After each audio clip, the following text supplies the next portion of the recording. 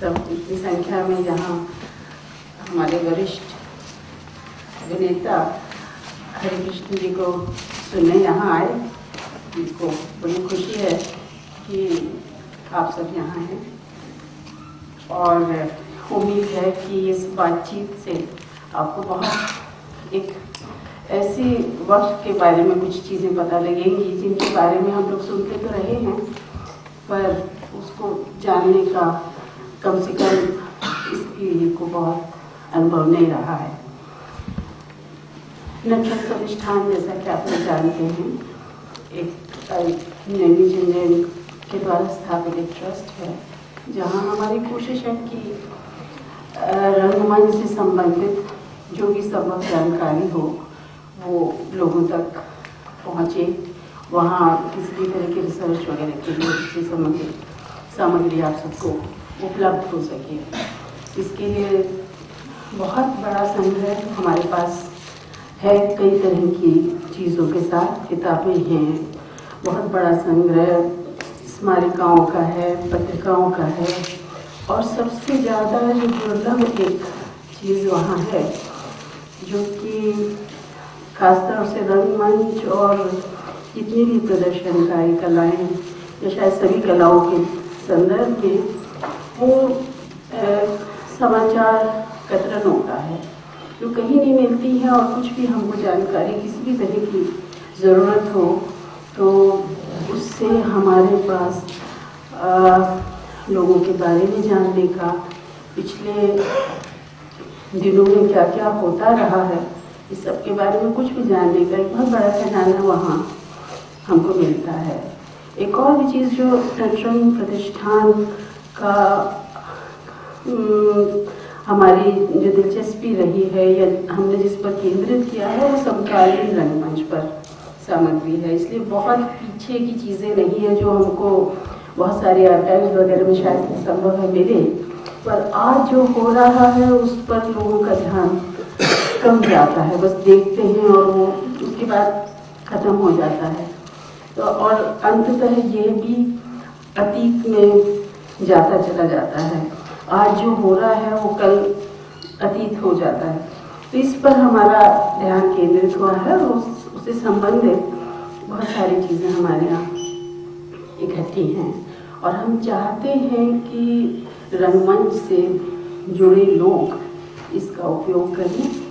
सचमुच में हमारी इच्छा, और ये देख के कई बार तकलीफ होती है कि धीरे धीरे रंगमंच के से जुड़े लोगों की ऐसी सब चीज़ों को जानने की, उसको पढ़ने की, अपने ज्ञान को विस्तृत करने की कहीं ना कहीं इच्छा कमतर होती जा रही है। और पर आप सबको देख के मुझे ज़रूर लगता है कि मुझे कुछ लोग ज़रूर हैं जो इसका लाभ उठाएंगे और अपने लिए इसको उपयोगी पाएंगे। हम एक और भी चीज़ करते रहे हैं कि रंगमंच से जुड़े जो अनेक तरह के सवाल हैं, मुद्दे हैं, उन पर केंद्रित कुछ कार्यक्रम भी गतिविधियाँ भी करते रहे हैं। उसी संदर्भ में एक बार हमारी कोशिश थी कि हम अभिनेता पर लोगों का ध्यान केंद्रित करें, क्योंकि पिछले वर्षों में अभिनेता केंद्रीय होते हुए भी एक तरह से बैकग्राउंड में चला जाता रहा है। और आज हम देखेंगे कि कैसे अभिनेता कितना केंद्रीय किसी भी उसका प्रस्तुति का व्यक्ति रहा है हमेशा से। तो एक हम लोग ने उस पर भी केंद्रित किया। एक हमारा कंसर्न एक ये भी है कि जो लोग आज काम कर रहे हैं उनकी अपनी पद्धति काम की क्या है, इसको भी जानने की कोशिश हम करें, क्योंकि पिछले 40-50 वर्षों में रंगमंच क्षेत्र में एक बहुत बड़ा बदलाव आया है। तो वो बदलाव जिन लोगों ने लाने की कोशिश की है अपने काम से, उसका कहीं कोई लेखा जोखा आपको हमारे साथ सुरक्षित रह सके, जिससे आने वाली पीढ़ियाँ उसका लाभ उठा सकें। तो इस तरह की कई चीज़ें हम लोग करते रहे हैं। पिछले वर्ष राष्ट्रीय नाट्य विद्यालय के साथ हम लोगों ने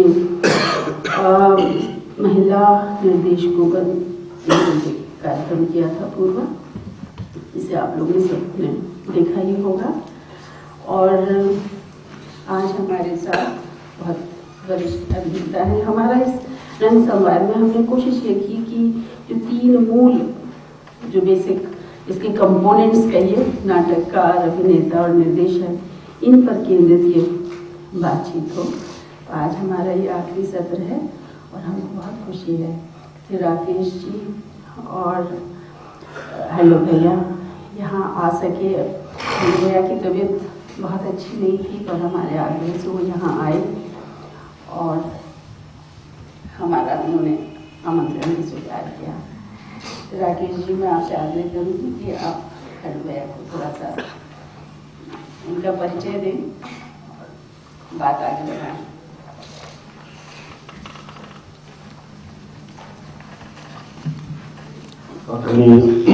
मित्रों,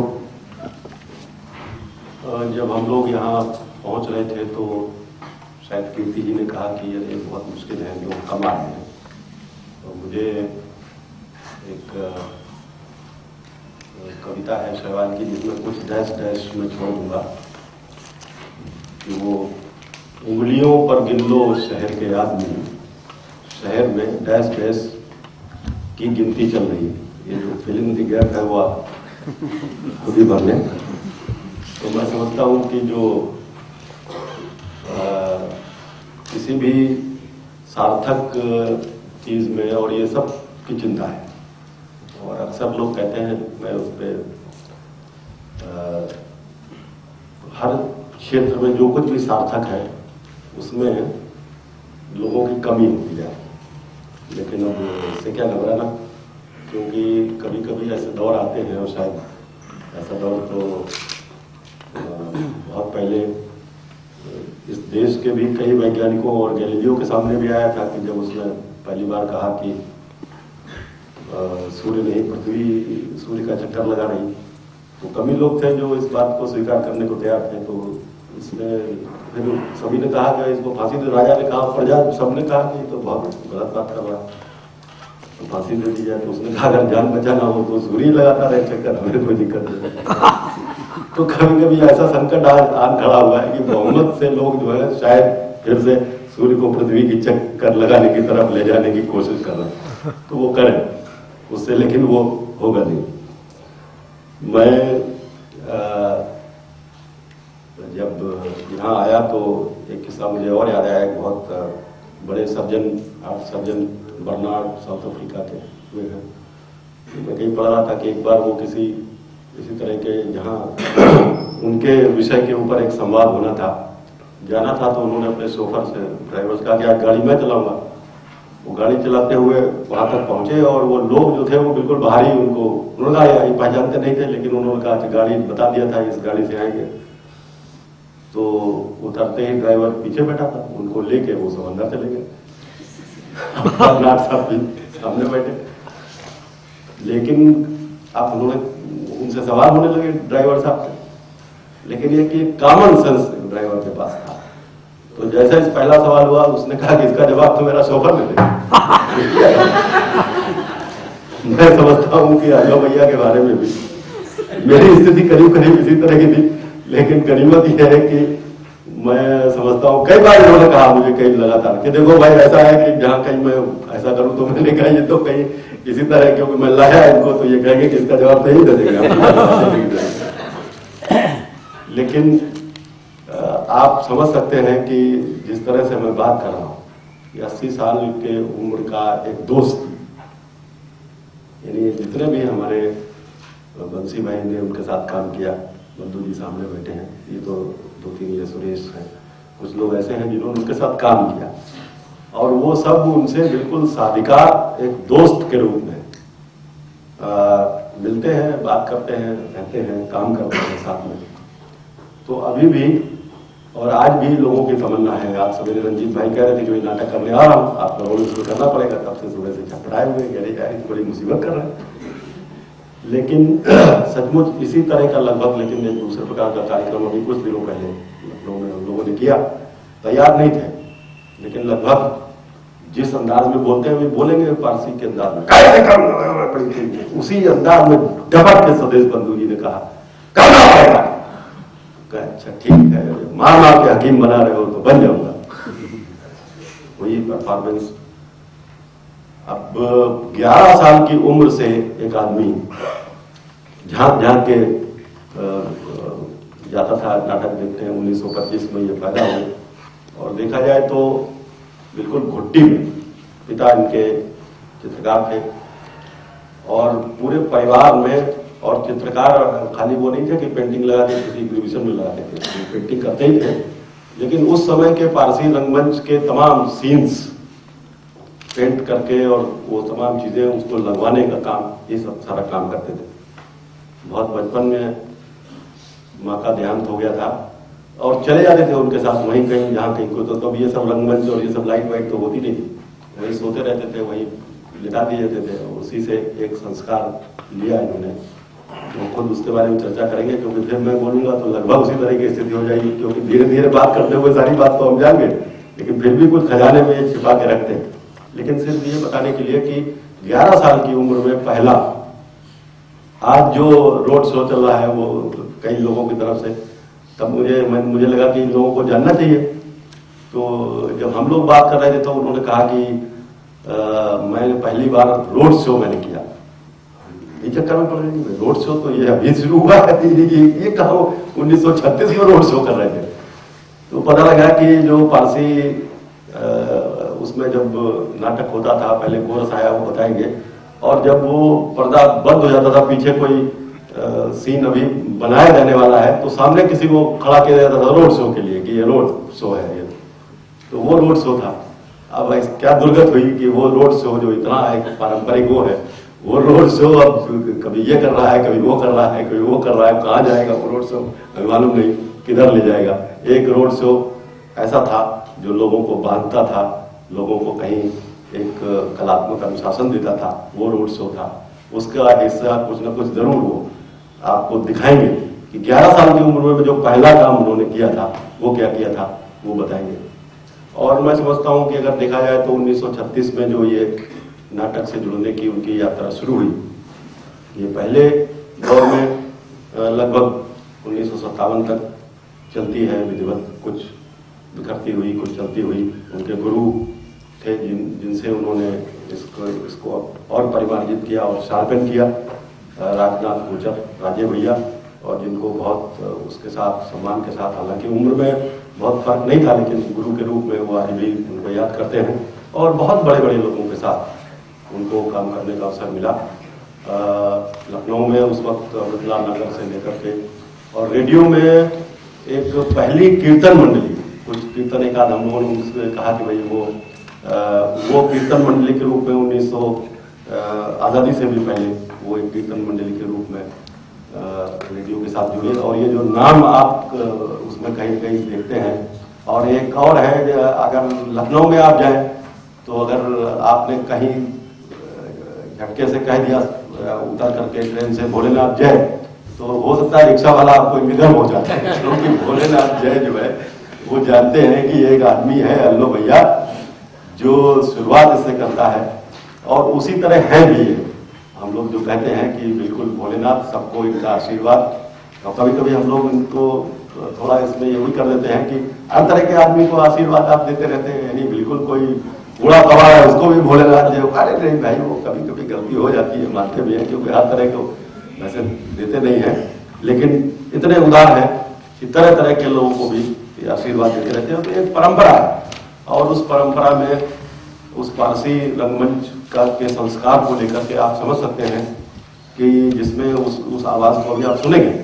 और अभी कोई कह रहा कि तो माइक लगाना, आपने कहा उनके लिए माइक की जरूरत नहीं, वो तो आप अपनी रिकॉर्डिंग के लिए लगाइए और आप सुन लेंगे कि इस 80 साल की उम्र में एक आवाज़ कहाँ तक पहुँचती है। ये तो बहुत छोटा है, किसी बड़े हॉल में या खुले मैदान में वो अपनी आवाज़ को आज भी पहुँचाने में पूरी तरह सक्षम है, उसको तो जरूर आप सुनेंगे। तो उस संस्कार के साथ, और आश्चर्य की बात यह है कि ऐसे संस्कार के साथ एक आदमी अपनी यात्रा शुरू करता है और एक अत्यंत सोफिस्टिकेटेड माध्यम में प्रवेश करता है, रेडियो में। और फिर रेडियो के साथ कैसे उसका तारतम्य बनता है, ये यहाँ बिल्कुल कभी फुसफुसाना है, कभी धीमे बोलना है, कभी दूसरी तरह से बोलना है, उसके साथ। और फिर दूसरी यात्रा वो शुरू करते हैं लगभग 1969-70 से, जो बिल्कुल ये जो नया आधुनिक रंगमंच लाइट वाला, बिल्कुल ऐसा पर्दा जिसमें कभी गिरता नहीं, रुकता नहीं, लाइट से ही खुलता है, लाइट से ही गिरता है, तो उसके साथ कैसे वो तारतम्य बैठा है। और बड़े लोगों के साथ, करंत के साथ नाटक उन्होंने 1972 में हैवदन किया, जबरदस्त भूमिका, आज भी उस भूमिका को लोग याद करते हैं। बंसी भाई के साथ उसके बाद 1978 में आलाप सर उन्होंने किया, उसकी भूमिका की कुछ झलक अगर वो दिखा सकते हैं तो जिन लोगों ने देखा, आपको ये भी आश्चर्य होगा कि चोखे अनोखे जो दो विदूषक की भूमिका में जिसमें वो आते थे, उसमें इनके साथ उस नाटक के लेखक और वह बड़े लेखक राक्षस तो इनके साथ आते थे, और क्या चुहल होती थी, उसकी अलग कहानी है, मैं उसमें नहीं जाऊंगा, पता नहीं मुद्रा जी तक पहुंचे तो कभी नाराज वाराज हो जाए, लेकिन मेरा वो एक अजब चुहल होती थी जिसमें वो ये अधिकार रखते थे कि मैं नाटक का लेखक हूँ, और मैं, उन्होंने कभी कभी कोई चीज बदलने की कोशिश की, और मजा ये होता था कि जितना वो बदलते थे उसी के जवाब में तुलसी बतुलसी हेलो भैया उसका जवाब दे देते थे, तो उनको बड़ा मुश्किल लगता है। तो बहरहाल उसके साथ मतलब बंसी के साथ और उस नाटक में उसके उसी के 1900 जो दूसरा दौर है 1969-70 में, उसमें पहला एक आधुनिक रंगमंच का जिसे नाटक कह सकते हैं, वो लखनऊ के एक रेडियो के तो बहुत जाने माने और वैसे भी जाने माने नाटक का निर्देशक जयदेव शर्मा कमल, उन्होंने एक प्रयोग किया था, 3 युग 3 महापुरुष। वो लेनिन जन्म शताब्दी के अवसर पर वहाँ एक प्रयोग हुआ जिसमें लेनिन के ऊपर और एक चाणक्य के ऊपर एक नाटक और एक मॉडर्न साइंटिस्ट के ऊपर, और उसमें जो दूसरा प्रयोग था चाणक्य का, उसमें उन्होंने चाणक्य की भूमिका निभाई। और 1971 में बांग्लादेश युद्ध के समय एक बड़ा जबरदस्त नुक्कड़ नाटक उस लखनऊ के मशहूर लेखक के सक्सेना के द्वारा लिखा हुआ, और यज्ञदेव पंडित ने जिसका निर्देशन किया, जिसके 50वें एपिसोड लखनऊ में, और उस समय हजारों रुपए कलेक्ट करके उन्होंने वहाँ पर भेजे। वो उस तरह के भी काम, और हर उनको सबको उनका आशीर्वाद रहा, लेकिन एक निश्चित उसके साथ कि वो एक जो समाज को जोड़ने का जो काम है उस दिशा में इस तरह की तमाम संस्थाओं के साथ मिलकर के वो काम करते रहे।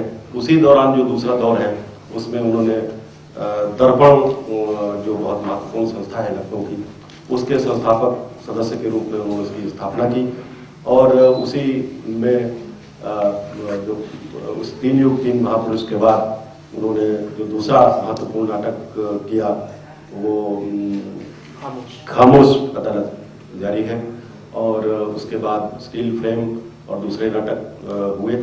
बलराज पंडित के साथ उन्होंने 5वां सवार उसमें अभिनय किया, अपने से तमाम और छोटे लोगों के साथ भी खूबी।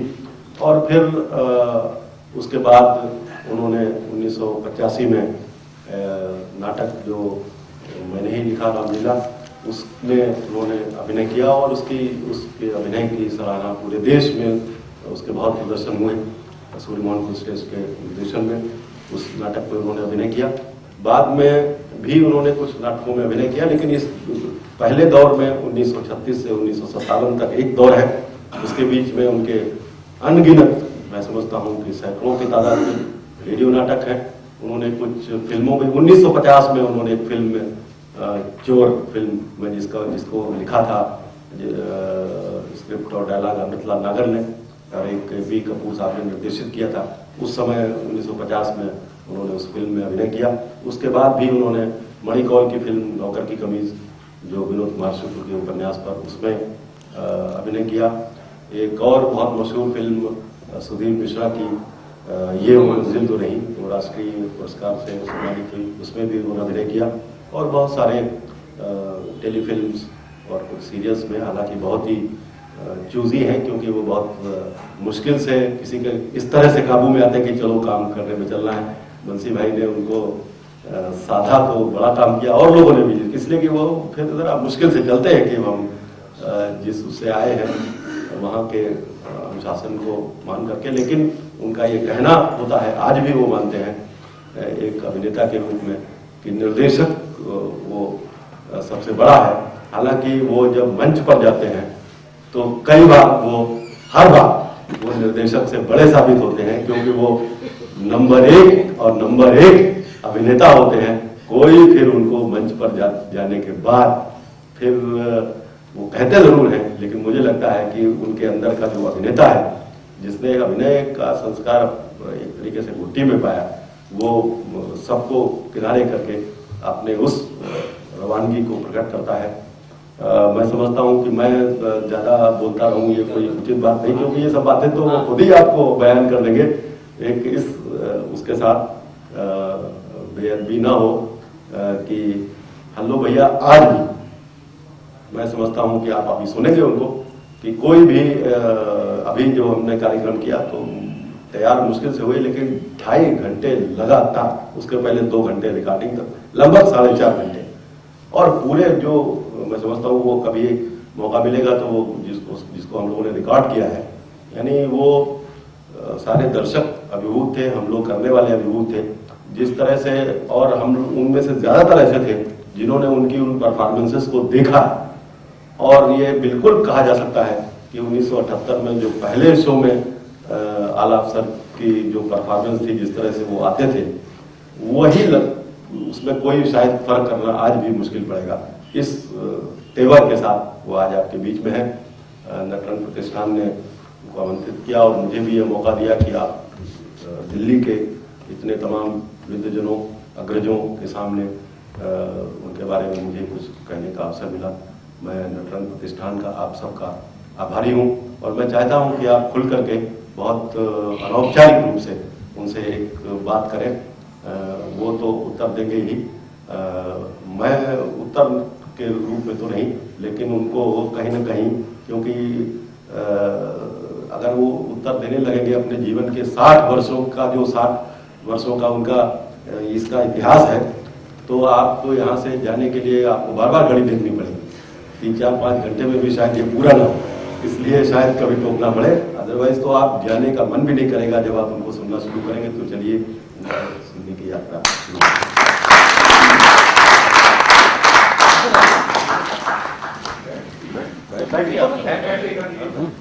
जब मर्जी आए तो खड़े हो जाइए।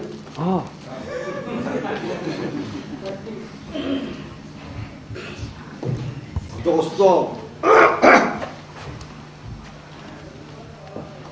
दरअसल राकेश जी ने बहुत बहुत बहुत प्रशंसा कर दी मेरी, मैं इस काबिल नहीं।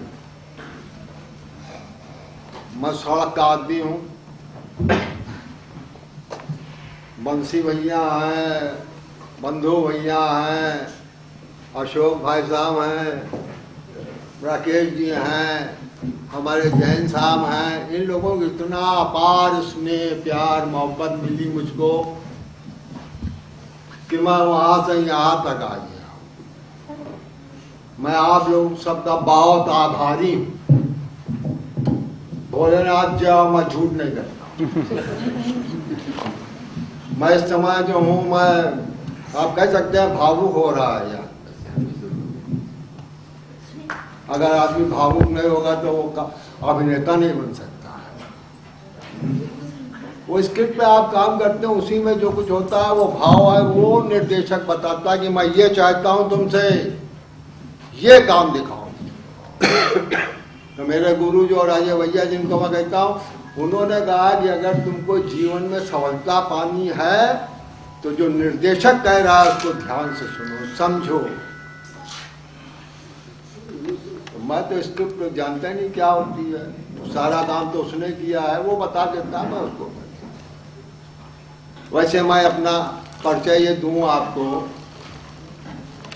हरि कृष्ण अरोड़ा, और मेरी जबान जो है वो आप देख रहे हैं, ये तो यूपी है, कहाँ ये आया हूँ, कहाँ से कब आया मुझे नहीं मालूम। मेरी पैदाइश लखनऊ की है सन 25 की। लोग वह कहते हैं, अरे भैया मैं क्या बताऊं, मेरे पिताजी की पैदाइश यूपी की है, अलीगढ़। अब कब आए मेरे फोर फादर्स, मुझे नहीं मालूम, आए उधर ही से।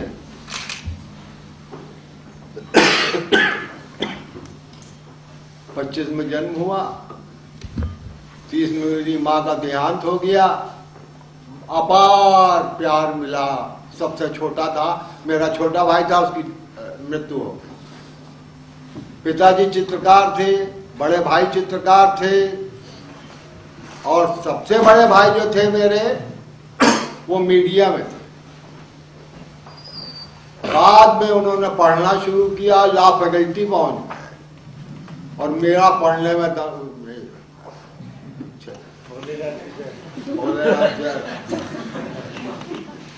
तो ये जो कहा इन्होंने झांकते थे, तो 36 में पंडित रामलाल अग्निहोत्री के निर्देशन में मेवाड़ पतन हुआ नाटक,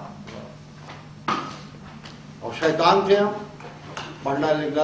और बगल में वहाँ म्यूजिक क्लासेस लगते थे, तो ऑप्शनल सब्जेक्ट हुआ करता था म्यूजिक, मैंने अपने गाने का सब्जेक्ट ले लिया।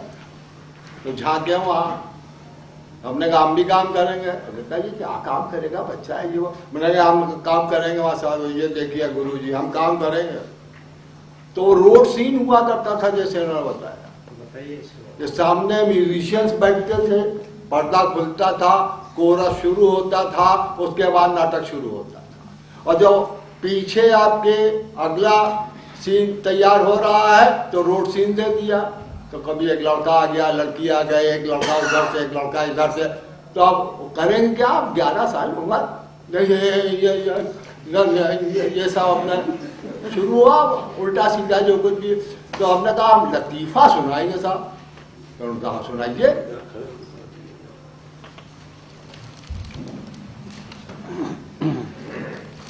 कब इधर से इधर, हाँ तो हाजरीन, क्या बात है, अकबर बादशाह का नाम आप लोगों ने सुना होगा। हाँ हाँ सुना है। तो बीरबल का नाम भी सुना होगा। हाँ हाँ सुना है, 9 रत्नों में थे। अकबर बादशाह और बीरबल की जुगलबंदी हुआ करती थी। हाँ होती थी। तो एक दिन अकबर बादशाह ने दरबार में कहा, बीरबल रात को मैंने एक सपना देखा। कहने हुजूर इरशाद हो। कहने मैंने देखा कि मैं अमृत के तालाब में पड़ा हुआ मौजे ले रहा हूँ और तुम पाखाने के तालाब में पड़े हो। कहने हुजूर यही सपना मैंने देखा, बस जरा सा फर्क था। कहने क्या फर्क था? कहने हुजूर मुझे चाट रहे थे, मैं हुजूर को चाट रहा। अभी अंदाज मेरा ये है, उस वक्त आप कल्पना कीजिए 11 साल की उम्र में क्या अंदाज हो।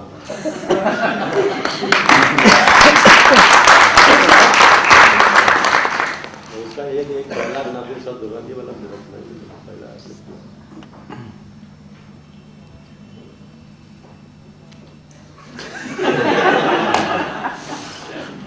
अब राकेश जी का आदेश है, निर्देश है, तो कुछ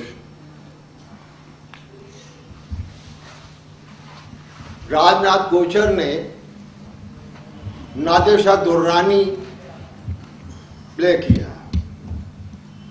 प्रेमचंद जी की एक स्टोरी है वज्रपात, वो हाई स्कूल में पढ़ाई जाती है, उसी पे आधार करके नादिर शाह दुर्रानी लिखा उन्होंने। और वो पुकार पिक्चर आ चुकी थी सोहराब मोदी की, तो उसके अंदर जो उन्होंने डायलॉग लिखे तो बिल्कुल वैसे।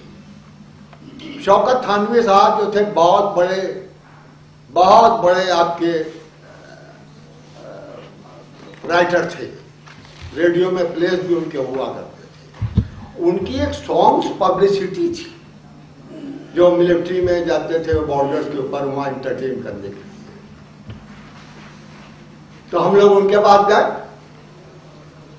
हमने कहा हम लोगों ने एक नाटक तैयार किया है और उर्दू का है, तो जरा सा आप देख लें, जबान का मामला है, तलफ़्फ़ुज़ है, ये है। तो उनका तो हाँ भाई दिखाइए। तो नाटक हुआ था, तो इतने खुश हुए कि उन्होंने अपना पूरा ऑर्केस्ट्रा दे दिया हम लोगों को कि आप इसको यूटिलाइज कर सकते हैं। राधा वल्लभ चतुर्वेदी जी मरहूम ने म्यूजिक डायरेक्शन दिया था, वहीं हमको महबूब साहब जो क्लारनेट बजाते थे,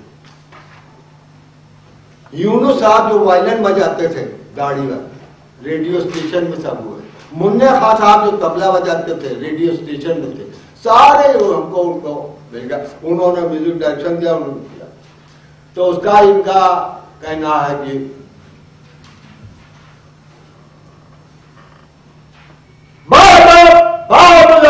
होशियार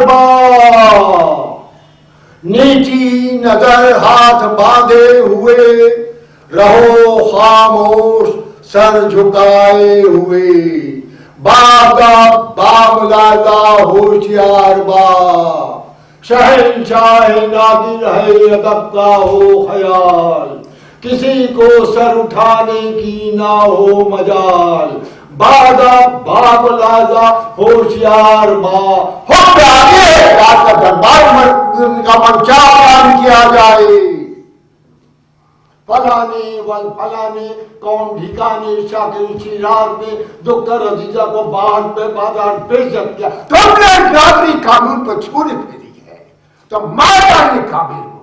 शहंशाह रहम कानून को तोड़ते बाद तुमको मुझ पे रहम न आया, मुजरिम को पागल हाथियों नीचे कुचलवा दिया जाए, दरबार बरखास्त, बादा बामलादा होशियार बा, बागा बामलादा होशियार बा।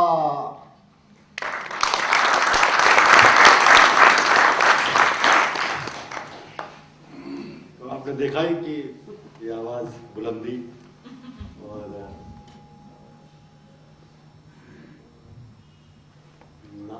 तो नादिर साहब पुरानी वगैरह तो ये तो 36 में चला, तो वो अपने मोहल्ले में रामलीला हो रही है, वो साहब होली में धुगिया राग होता था, वो नकल करते थे लोग, बाग एक उधर से चला आ रहा है तो कोई अपने व्यापारी बन के इधर से वो लुटेरे, मतलब इस तरीके मोहल्ले में अपने सब लोग जमते थे, वो सब देखा करते थे ये वो, तो उससे अपना जरा ऑब्जर्वेशन क्या है तो ये शुरू हुआ। तो मालूम ये हुआ कि अब आप सड़क पर चले जाने, हमारे बचपने में एक मजमा लगाते थे सड़क के ऊपर, जाने वाले देखते जाना तो मुंह मोड़ कर हम साथ में क्यों खड़े हैं, रास्ते को घेर कर, अजगर करे न चाकरी पंछी करे न शंकर भगवान की जय। ये मौसाफ है जो हिमालय की तराई में रहता है, काट लेता है, मांग कर पानी नहीं पीता, मतलब इस तरीके का। तो ये जो ऑब्जर्वेशन हमने देखा, एक हमारे अकबर शिको साहब थे, अभी हमारे बिल्कुल अलग से इनके इन्होंने कर दिया, वो जो कम था टूटा है, तो इन्होंने कर दिया कि मैं, और वो जैसा आप बता रहे थे वहां शुरू होके आ रहा था, अब धातु नहीं लगा भोलेनाथ जय हो, मैं क्या नाटककार को बगल में बिठाओ। अब मैं तो आपको बैठाना चाहता हूँ अपने बगल में, लेकिन अब मेरी यहाँ चल कहाँ रही है, यहाँ तो आप लोगों की चल रही है।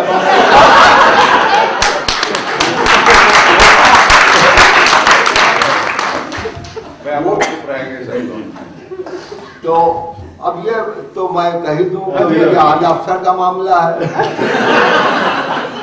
कैसे आला अफसर में वो लगा है उसको देखिए। तो वो आला अफसर में वो एक गाना था,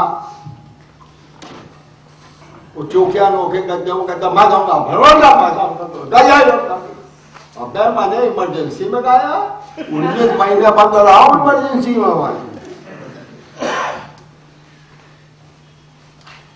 और वहां से छूट के आया था तब आला अफसर में काम किया था वही। ये इनकी हरकतें देखिए, वहां छूट के आया, आराम करने देते मुझको, कहने तुम यहाँ नाचो क्योंकि तुमने वहां गाया। तो अकबर शुगर साहब ने मजाहिया था, गुलनार गुलेखार की माता कौए के साथ उड़ गई दिलदार की माता। 80,000 बरगटान के दरख्तार गौनस्तबूदन की दबाशीरी की मट्टी में देख दे बंजे। अबे देख हर छोटा जी गन्य वो छोटा का सारा खंड चिंच पोकली बैठो था त्याग दे जा धेगा कलंटे सड़कों की तरफ ने चाप चीक चिक बाप चीक चिक बम चीक बच्चे चू चू चकाई के चक धूम धूम चकाई के चक धूम धूम धड़ लगा चांद सा कोई चेहरा जो पहलू में हो इसके आगे हमें नहीं आता चांद सा कोई चेहरा।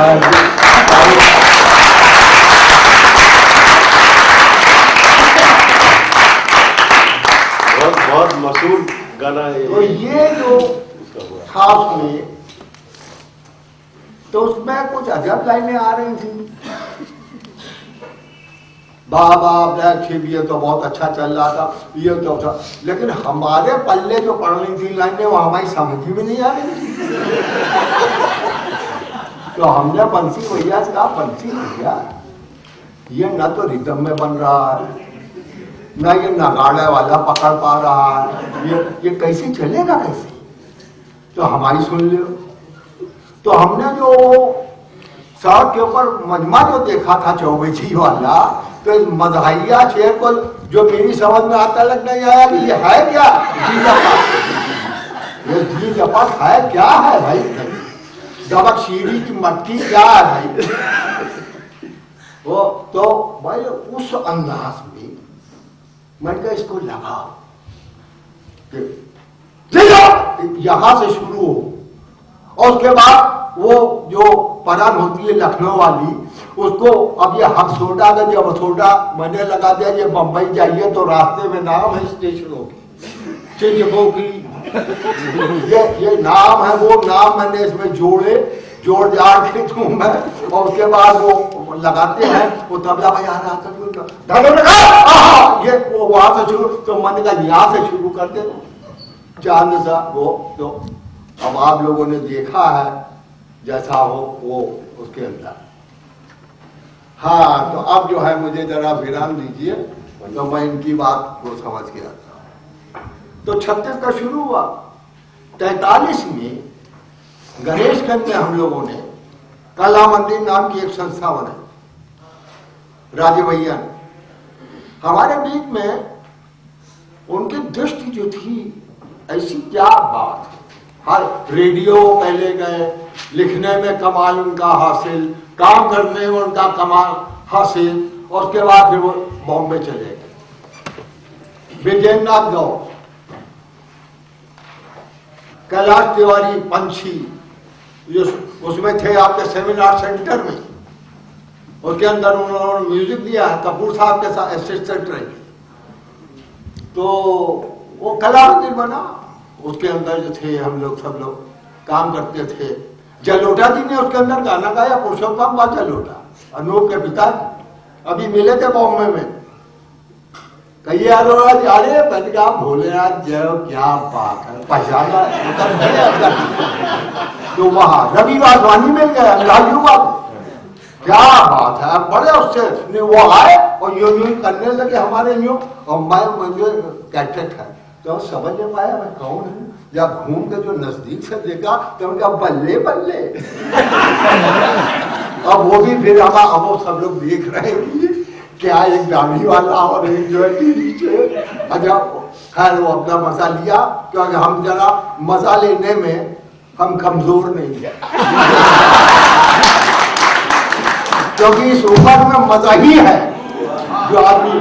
और वहाँ लाफिंग क्लब बना हुआ है बम्बई में, लोग बात कार मेंटेन कर रहे, फ्लैट में रह रहे, और उनका धंधा ये हजारों रुपए का, और हम हंसा रहे हैं, हम तो कोई एक पैसा नहीं दे रहे। भोलेनाथ जय हो, ये मजाक है वहां से।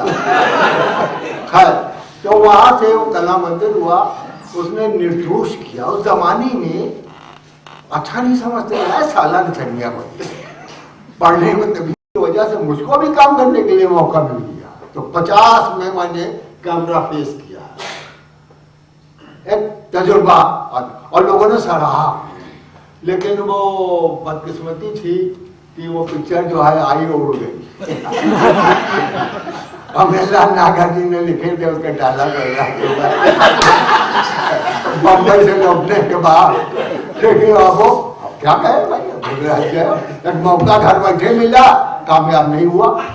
वैसे वहाँ बहुत कामयाब थे, वहाँ महेश कौल साहब थे और कौन कौन थे सब थे उसका, तो किशोर साहू और काम, तो वो उसके अंदर जो है साहब आपके निर्दोष, आपके नादिशा दुर्रानी, दो परवाने, लखपति, ये करते करते हम मुंबई गए और फिर रुक गया और फिर आगे बढ़ा। गणेशगंज में होलिकोत्सव हम लोग करते थे। सन 47 में जब शुरू किया होलिकोत्सव तो अखाड़े में शुरू किया। गणेशगंज का अखाड़ा बहुत मशहूर है, आप लखनऊ में किसी से कहेंगे गणेशगंज का अखाड़ा वो ले जाएगा।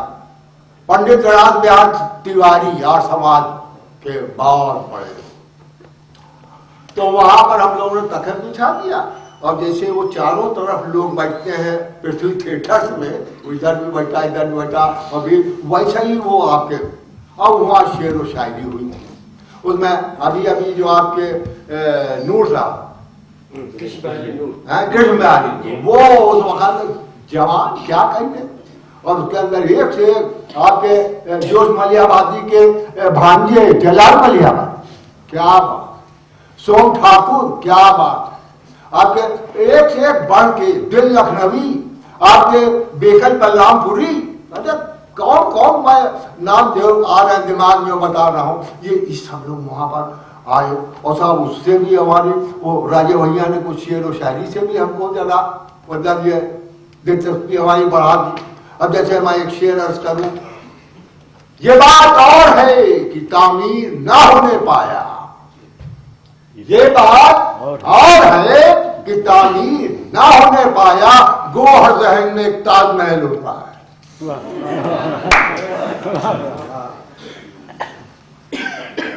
ये बात और है जो तामीर ना होने पाया, गो हर जहन में एक ताजमहल होता है। मेरा ताजमहल नहीं बन पाया, लेकिन मेरे बच्चे का बना है, मेरे बेटे का बना है। लड़ रहा ये आदमी आपके भोपाल के अंदर जिसका नाम मनसी। अभी अभी अब इन्होंने वहां बताया कि जमीन ली और किस तरीके से, तो मैंने कहा पापड़ बेल लो तो क्या हुआ, यही डाला बोला मैंने, जरा भाई अब जरा हंसो, तो लड़ना है तो फिर लड़ेंगे, क्या ऐसी बात है। एक शेर और अर्ज कर दूं आपसे, एक अतिशय दौरा मुझसे ना तू, एक अतिशय दौरा मुझसे ना तू, मैंने हर हाल में लड़ने की कसम खाई। एक अतिशय अनिया तेरा शुक्रिया, ये अतिशय अनिया तेरा शुक्रिया, हमने हर पहलू से दुनिया देख ली। बुए बुल फूलों में रहा करती थी मगर रह न सकी, मैं तो कांटों में रहा और परेशान हुआ। चला जाता हूँ हंसता खेलता मौजे हवादिश से, अगर आसानियां हो जिंदगी दुश्वार हो जाए। मतलब ये बड़ा दम देते हैं उसको। तो साथ चलते चलते भी रास्ता कारवां चल रहा था, चलते चलते मैं ट्रेड यूनियन में भी काम करने लगा।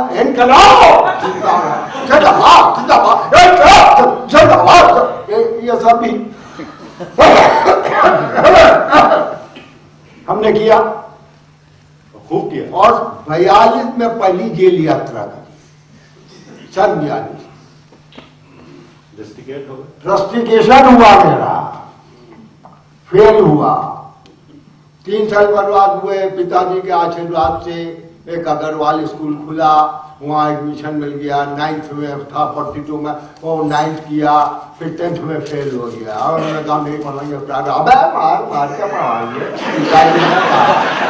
जाएगा का पैसा हम खर्चा करना, तुम्हें क्या तकलीफ है, स्कूल जाओ। तो अच्छा फिर भगवान की कृपा, भोलेनाथ की कृपा, गुरुजनों का आशीर्वाद, सेकंड डिवीजन पास हो गया। अब वो पास हो गए तो उनका आप क्या करोगे? हमने कहा पढ़े तो जाके हमने इंटर ज्वाइन कर लिया। तो इंटर ज्वाइन में बैठे हुए थे, अब हम सबसे ज्यादा उम्र के दादा बने हुए क्लास में। तो वो आए तो टीचर आए नहीं, अब हम कहा जरा चलते चाय पीते। तो जैसे निकलने लगे आने लगे तो अपने वो घुसे तो कुछ इधर आ गए, कुछ उधर चले गए, तो कुछ मेरे साथ आ गए। तो उन्होंने कहा कि ये क्या, कहाँ जा रहे थे आप लोग? तो किसने कहा था? तो उन्होंने कहा कि नहीं बताइए, मैं फाइन। तो हम भी लौट आए वहां से। हमने ये कौन सी पढ़ा है भाषा कि साथ फाइन करें? हमने कहा था। तो क्लास खत्म हुआ तो हमको बुलाया, अरे भैया तुम आओ चाहे ना आओ, हम पास कर देंगे तुम। लेकिन इनके साथ, अरे हमने कहा बोल रहा पढ़ चुके हम। तो हमने वहां से हमने बोले आज गया। और तो पिताजी ने कहा क्या करोगे? हमने कहा नौकरी करें। तो नौकरी लगा दी, पेंशन पा रहा हूँ, दाल रोटी चल रही है, खुश रहिए आप लोग, भोले आज जाए। तो वो साहब चलते चलते ट्रेड यूनियन में कहा कि साला बेईमान सरकार से मिल गया, 50,000 रुपया लेके इसने चीफ सेक्रेटरी से, और वहां गया बेटी बीवी का इलाज कराने। 67 में पिताजी की डेथ हो गई, 68 में पत्नी की डेथ हो गई, मेरा छोटा बच्चा। और वो साहब जो है उसको मैंने सीतापुर भेज दिया, मेरी भाभी वहाँ प्रिंसिपल थी HKP डिग्री कॉलेज की, और वहाँ उसको टाइफाइड हो गया, मेरी हालत खराब, स्वयं पाकी। और वो बेचारा वहाँ, और ये वो यहाँ आया और फिर रिलैप्स हो गया। खैर उसकी इनायत करम मेहरबानी की, वाह वाह वाह ठीक हुए। और इधर ये कह दिया साला बेईमान, बहुत पीड़ा हुई, झेली। खाना बनाता था, बच्चे स्कूल भेजता था, इधर आता था उधर। वो 69-70 में जैसा इन्होंने बताया, लेनी शताब्दी में रमेश सिन्हा कम्युनिस्ट नेता, बेगम हबीबुल्ला, आपके कैलाश खन्ना, आपके वहाँ शहर के लखनऊ के विद्यार्थी, दिनेश विद्यार्थी, समाजवादी, ये सब लोग, डॉक्टर रामचंद्र शुक्ल, आपके PSP के लखनऊ के आपके नेता, ये सब लोगों ने नाटक किया। वो कमल को ये कहा कि 3 माह, तो जैसा इन्होंने बताया चाणक्य उसमें, तो हम माने का भैया माने करूंगा, ये इतने दिन हो गए नाटक छोड़े हुए, और मेरे बस का नहीं। और ये हिंदी की तो क्लेश भाषा नहीं मान भैया। उन्होंने भी जैसे इन्होंने कहा कि करना पड़ेगा, मतलब कि इस तरीके से उन्होंने भी कहा करना पड़ेगा। अच्छा हमने कहा भाई करें, तो भैया वो किया। तो फिर वो जैसे इन्होंने बताया नुक्कड़ नाटक आ गया, उसमें रेडियो पाकिस्तान किया, उसको बड़ा लोगों ने पसंद किया, शिष्टमंडल वगैरह ने वो उसको, उनको जो पैसा आया वो उनको दिया जाया। उसी के बाद दर्पण की स्थापना हो गई, बंधु भैया ने हमको खामोश में खड़ा कर दिया।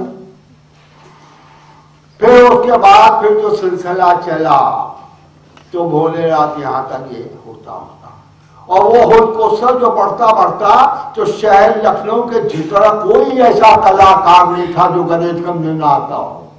CB गुप्ता साहब आते थे, मरहूम चीफ मिनिस्टर। तो एक बार वो हार गए लखनऊ से, त्रिलोकी सिंह जीत गए, तो त्रिलोकी सिंह को बुलाया गया। और उसके बाद जो है दोबारा जब उनके बाद गए गुप्ता जी के पास, गुप्ता जी अरे क्या त्रिलोकी सिंह को बुलाओ? हमने कहा ये क्या बात हुई साहब, त्रिलोकी सिंह को बुलाओ? जनता कह रही गुप्ता जी को बुलाओ, गुप्ता जी कह रहे त्रिलोकी सिंह को बुलाओ। तो जनता जो कहती उसको आपको आना होगा। खामोश आए बैठे। वो उनका बहुत बड़े नेता थे, बहुत बड़ा कद था उनका। वैसे नेता अब नहीं है कि जो उन्होंने कह दिया कि मुनिश्वर दत्त उपाध्याय अगर जीतेंगे तो उनका हम त्यागपत्र दे देंगे, डॉक्टर संपूर्णानंद, और भैया गुप्ता जी जीते और संपूर्णानंद ने त्यागपत्र, वो कद नहीं है। तो ये सारी बातें वहां होलकोत्सव, उस होलकोत्सव के अंदर रेडियो स्टेशन का कोई कलाकार ऐसा नहीं होगा, रमई का नाम तो आप लोगों ने सुना ही होगा, मुजद्दद नियाजी का नाम आपने सुना होगा, कुमुद नागर का नाम, अमृतलाल नागर जी के साहबजादे का नाम आपने सुना होगा।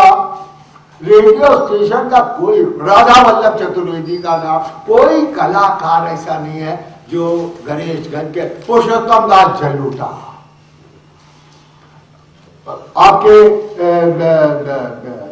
इलियास खान सितारिये मरहूम उस्ताद यूसुफ के शागिर्द, आपके चरकवा साहब उनका बेटा, वहां मतलब कोई ऐसा शास्त्रीय संगीत का हो क्या। शंभू महाराज का हमारा सिलसिला चला, वो जो कीर्तन वाली बात इन्होंने कही, तो शंभू महाराज आए तो हमारे मोहल्ले में एक ईश्वर संकीर्तन मंडल था, वहां बैठने लगे। हम रेडियो स्टेशन जाते थे तो बच्चों को धुने महाराज शंभू ने बनाई, राधा वल्लभ चतुर्वेदी ने बनाई, कैलाश तिवारी ने बनाई। उस जमाने में कीर्तन बहुत हुआ करता था, वो सिनेमा की धुनें लगा देते थे, वो नहीं, उसको कुछ शास्त्रीय कीर्तन देखिए, वो मतलब मैं कोई गायक नहीं, कोरस में हम लोग और इनकी ये तबियत है तो देखिए कोशिश करता हूं।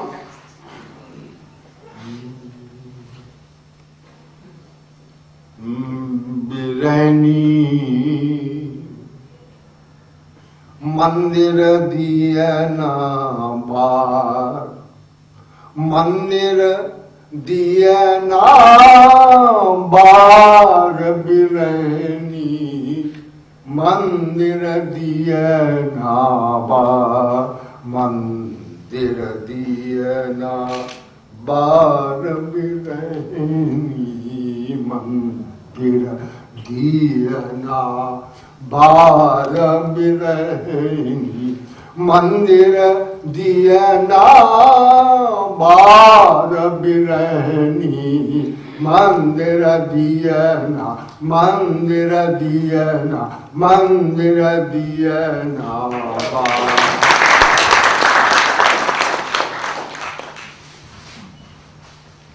तो ऑब्जर्वेशन करना आदमी, अब जैसे ऑब्जर्वेशन हो तो उसमें भी वो गाने की है। शंभू महाराज जी और ये सब लोग आते थे वहाँ। जी हाँ, शंभू महाराज, जी हाँ, शंभू महाराज जी। तो शंभू महाराज जी आते थे, तो शंभू महाराज जी का जहाँ काम होता था तो हम भी वहाँ पहुँच जाते थे। तो वहाँ अंदर हर आदमी जा नहीं सकता था, तो हमने क्या खेल करना शुरू किया कि हमने वहाँ पहले से जाके खड़े हो गए और यहाँ से वो उस्ताद यूसुफ उतरे, खर्च है उस्ताद आधा, उनका खर्च है हमने वो ले लिया, वो सितार हमने पीछे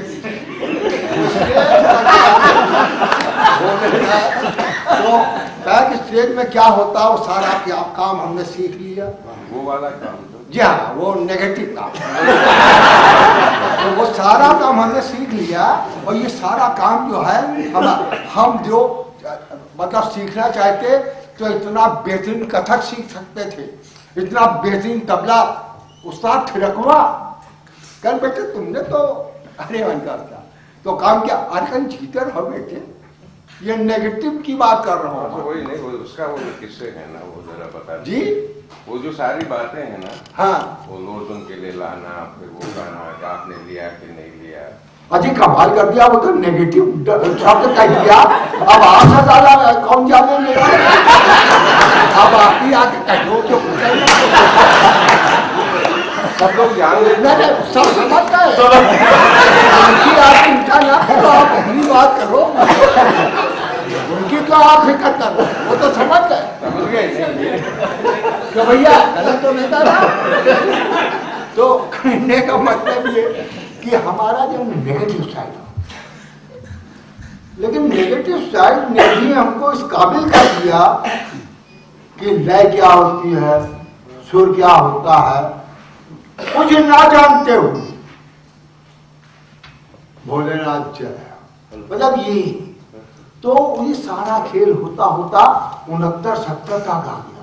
57 में हमने नाटक किया था छुटकारा नाम से, राजे भैया ने की स्क्रिप्ट थी, उन्होंने क्या उसके अंदर सोना चटर्जी ने काम किया था। तो लड़कियां उस जमाने में बहुत मुश्किल से मिलती थी कि उन्होंने काम किया। करने के बाद फिर तो खैर क्या कहने NSD में है, वो बच्चे ट्रेंड हैं, ना हम ट्रेंड हैं, ना कोई अध्ययन है हमारा। बस आप ज्यादा से ज्यादा ये कह सकते हैं आप लोगों की संगत में मैं पढ़ा तो नहीं, कढ़ जरूर गया। तो उस कढ़ाई की वजह से ये थोड़ी बहुत है। और इतनी आपने मुझको इतना आपने प्यार दिया कि वहां से चलता हुआ सड़क आदमी यहाँ तक आपके बीच में पहुंचा हुआ है। वो करते करते करते करते आपके कारण जी आए हैवदन, पंडित जी आए पांचवा सवार, रवि वासवानी आए अंधा युग, बंसी भैया आए आला स्वर। मतलब हम हर जगह फिट हो रहे हैं। अब हमारी समझ में ही आ रहा है ज्यादा बाहर राजे भैया, अब राजे भैया नहीं है। क्या तराशा आपने हमको, इन्होंने हमने क्या देखा ऐसा। और काम हुआ ये कि जब कारण जी लखनऊ पहुंचे तो दर्पण ने बुलाया था उनको, उनसे कहा बंधु जी ने, तो उन्होंने कहा भाई इस किरदार को कौन कहेगा, इन्होंने कहा ये करेंगे। उन्होंने कहा अगर ये करेंगे तो मैं जा रहा हूँ दिल्ली, मैं चाहता हूँ ये कि मैं आर्टिस्टों का चयन करूंगा। पूरा लखनऊ से आदमी ने वहां जमा, उन्होंने सबका चयन किया। ये उनको दो किरदार नहीं मिले, एक किरदार हैवदन ने मिला और एक काली जो है वो नहीं मिला। तो इन्होंने कहा कि बंधु जी ने एक दिन आया, मैं अब दफ्तर से आया तो आने के बाद मैंने अपने खाने वाने का सब इंतजाम किया। करने के बाद जो है मैंने नहाया, नहाने के बाद अपने अंगूठा बांधे, जांघिया कंधे पे डाले, अपने आ रहा था तो तब तक ये आ गए। कहे भैया ऐसा है कि आप खाना हमारे घर पे खाएंगे। हमने कहा भैया हमने तो खाना बना लिया, गर्मी का जमाना है, अब तो खाना तो हम भाई तो वहाँ आप नहीं खाएंगे, तो भाई खाते तो है ही है। तो फिर किसी दिन खाए, उनका नहीं आज कारण जी है, उनका ऐसा है। तो उन्होंने, तो हमने कहा अच्छा, तो फिर तो उनका बैठो चलते हैं तुम्हारे साथ। तो उनका नहीं कारण जी खड़ा है रिसालदार पार्क में, और मैं यहाँ आपको कहने के लिए आया। अब मैंने कहा यहाँ तक वो आ सकते हैं, मेरा गरीब खाने पर नहीं आ सकते, तो मैं आपके वहाँ दौलत खाने पर नहीं आ सकता हूँ। इनकी भी कुछ समझ में आ गया। ये गए, उनसे जा, वो बेचारे आए।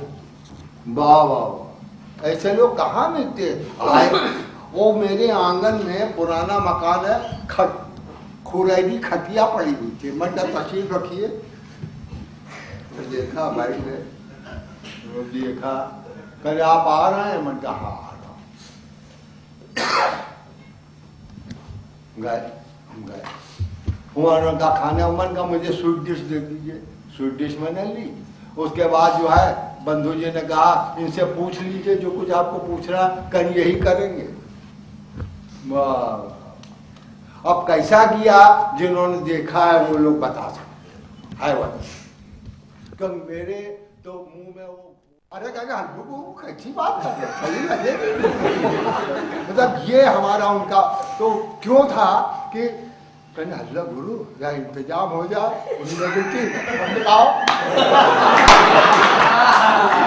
ये जो खेल था वो बैक इसलिए जो आया, वो सारा काम हमारे हाथ में रहता है।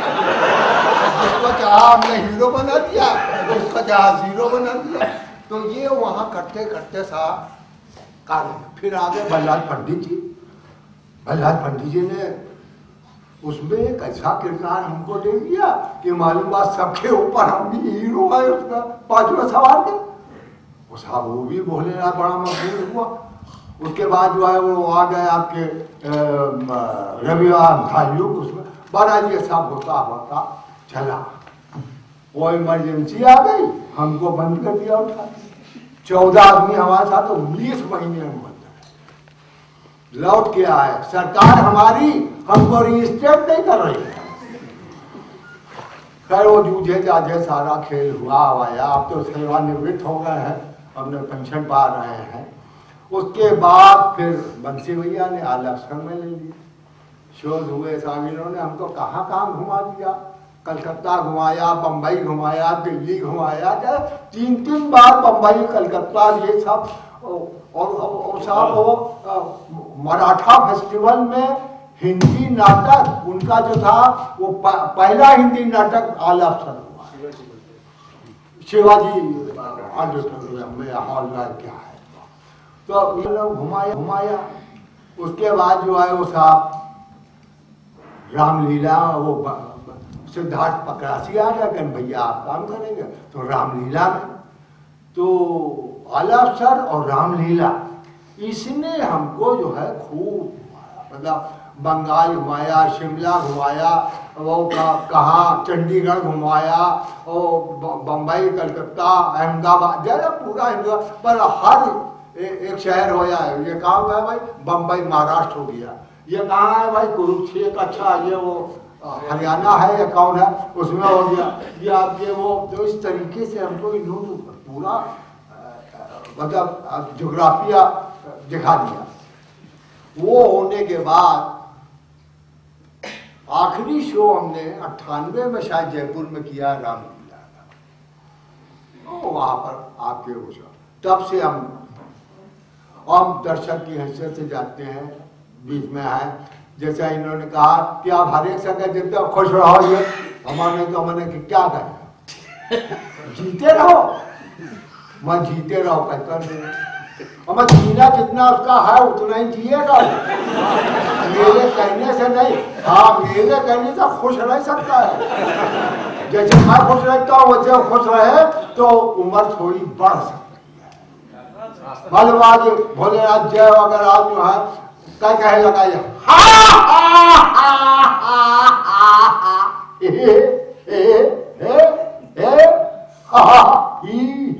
मतलब तरीके से आप जिस तरीके से चाहिए हंसी, तो उससे आपके ये फेफड़े भी मजबूत होते हैं, आप में कुव्वत भी आती है। दूसरा जरूर आपको सबका पागल है,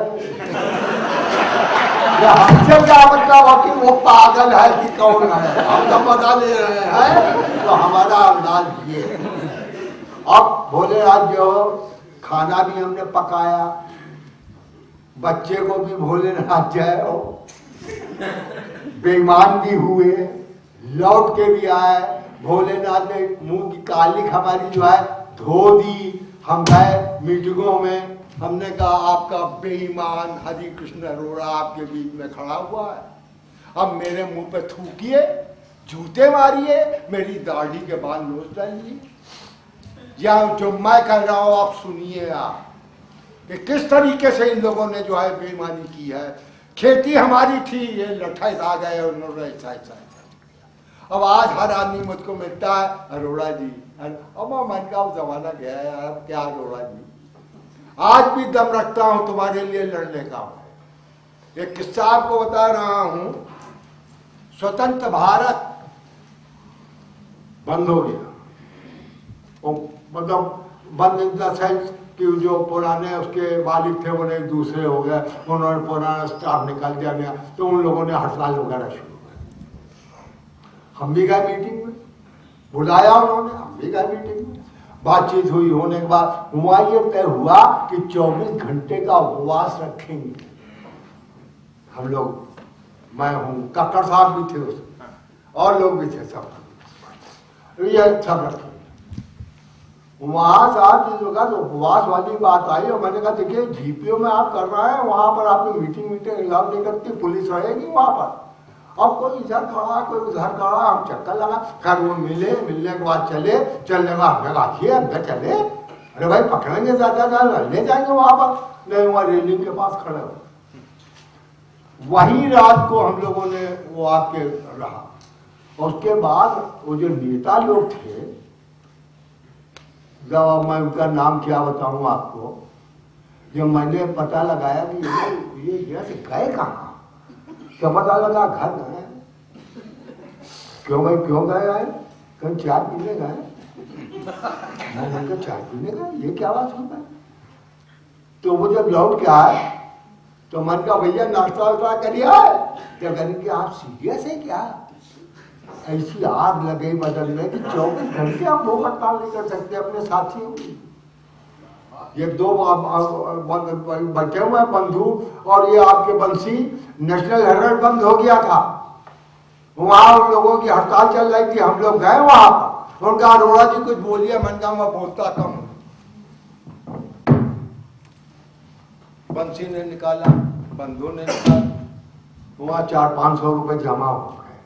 हमने कहा ये इन लोगों की हड़ताली है बेचारे, इनके यहाँ पर उनने खाने पीने का कुछ ना कुछ तो इंतजाम हो जाएगा, प्रैक्टिकल नहीं है भाई, वो लफाजिया तुम। तो इससे मुझको बड़ी पीड़ा, तो अब मैं शांति से बैठा हुआ हूँ, आप लोगों के बीच में आ गया, ये सब सुन लिया।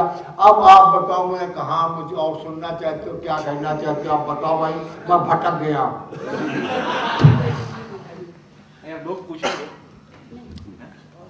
जी नहीं, और बताइए अगर आप भटकते रहिए। रामलीला वाला कुछ है जी, रामलीला वाला कुछ दिखाई अच्छा अच्छा, रामलीला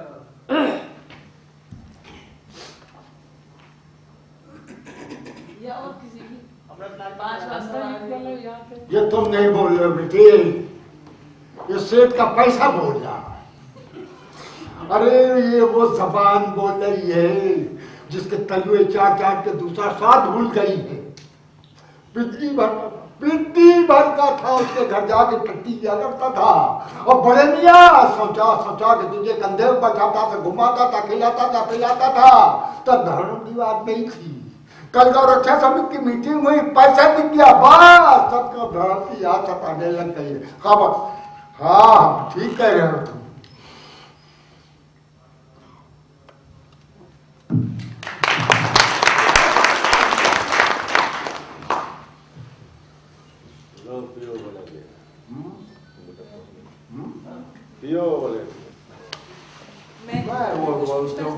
हाँ ये पूछना चाहते हेलो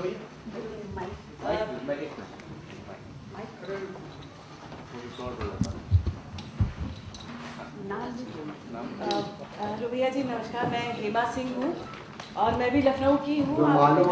अच्छा मैं आपसे जानना चाहती हूँ कि मैं पिछले कुछ सालों में पारसी रंगमंच पर काम कर रही हूँ थोड़ा सा। तो जो मेरे गुरुजन रहे हैं वो स्वर्गीय बी.एम. शाह साहब और फिदा हुसैन नरसी जी रहे हैं।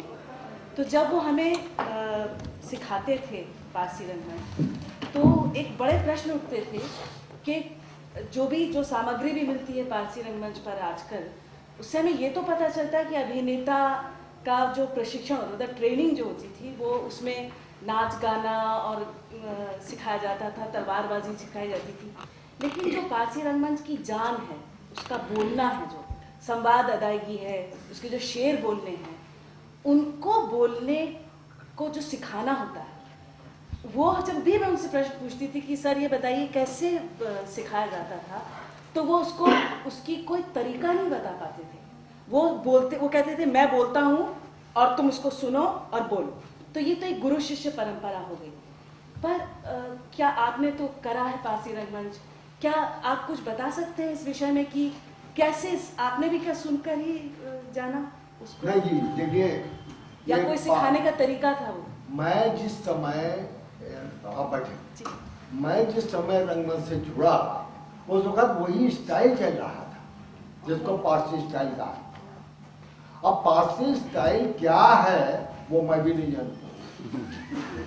उसका एक अंदाज जो है, उसका जो बोलने का, वो आपने देखा सोहराब मोदी साहब का बोलने का स्टाइल, वो वही उनका भी है। कमाल अमरोही ने डायलॉग लिखे उनके लिए, तो वो बोलने का उसमें यही है, बादा बामला, वो दूसरे ने कहा नीची नदा, मैंने जो अंदाज आपको होगा वो स्टाइल चल रहा था। उस समय दूसरा भी नाटक चल रहा था जिसको आप टैगोर स्टाइल भी कह सकते हैं। बंगला नाटक लखनऊ के अंदर बहुत चला, उसमें भी पारसी स्टाइल हुआ करता था। जब वो अपने शाहजहां वगैरह करते थे, तुम जाने लो हम की बोलती वो करे जाओ देख ले वो, हाँ ये तो उसके अंदर अब वो कैसे है उसका, वो तो आकाश कश्मीरी का जो आगे मेरे बड़े भाई साहब तो हैं, अगर वो होते तो वो बता सकते थे कि इसका क्या है क्या, क्योंकि वो जो शेर होता है शेर जो बोला जाता था तो वो एक्सप्लेन करते थे ऑडियंस को। शेर का जो मतलब है, मतलब शेर हर आदमी समझ नहीं सकता। कुछ आपके जो नाटक लिखे गए उस जमाने में, हिंदी नाटक आपके उनका नाम लीजिए राधे श्याम था, उन्होंने भी उसी स्टाइल पे, पारसी स्टाइल पे नाटक लिखे। तो वो जो शब्द होते थे वो इतने आसान होते थे कि ऑडियंस के समझ में आ जाए बोली, और जो उर्दू में होते थे शेर बहुत से नहीं समझ में आते थे, तो वो एक्सप्लेन करते थे। उसका जो अंदाज बयां था वो ऑडियंस को समझ में आ जाए। और वो जो जोर से बोलने का जो था वो उस जमाने में, वो जो लास्ट में आदमी बैठा हूं वहां तक हमको आवाज पहुंचा, वो मर रहा है और वो डायलॉग इतनी जोर से बोल रहा है कि तो अच्छा नहीं लग रहा। और मतलब आपको क्या, अरे साला मर रहा है, लेकिन तो मजबूरी है।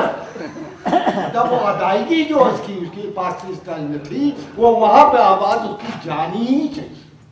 और उसका एक जो तरीका था वो ये, आप जिधर से आए उधर ही से जाएंगे,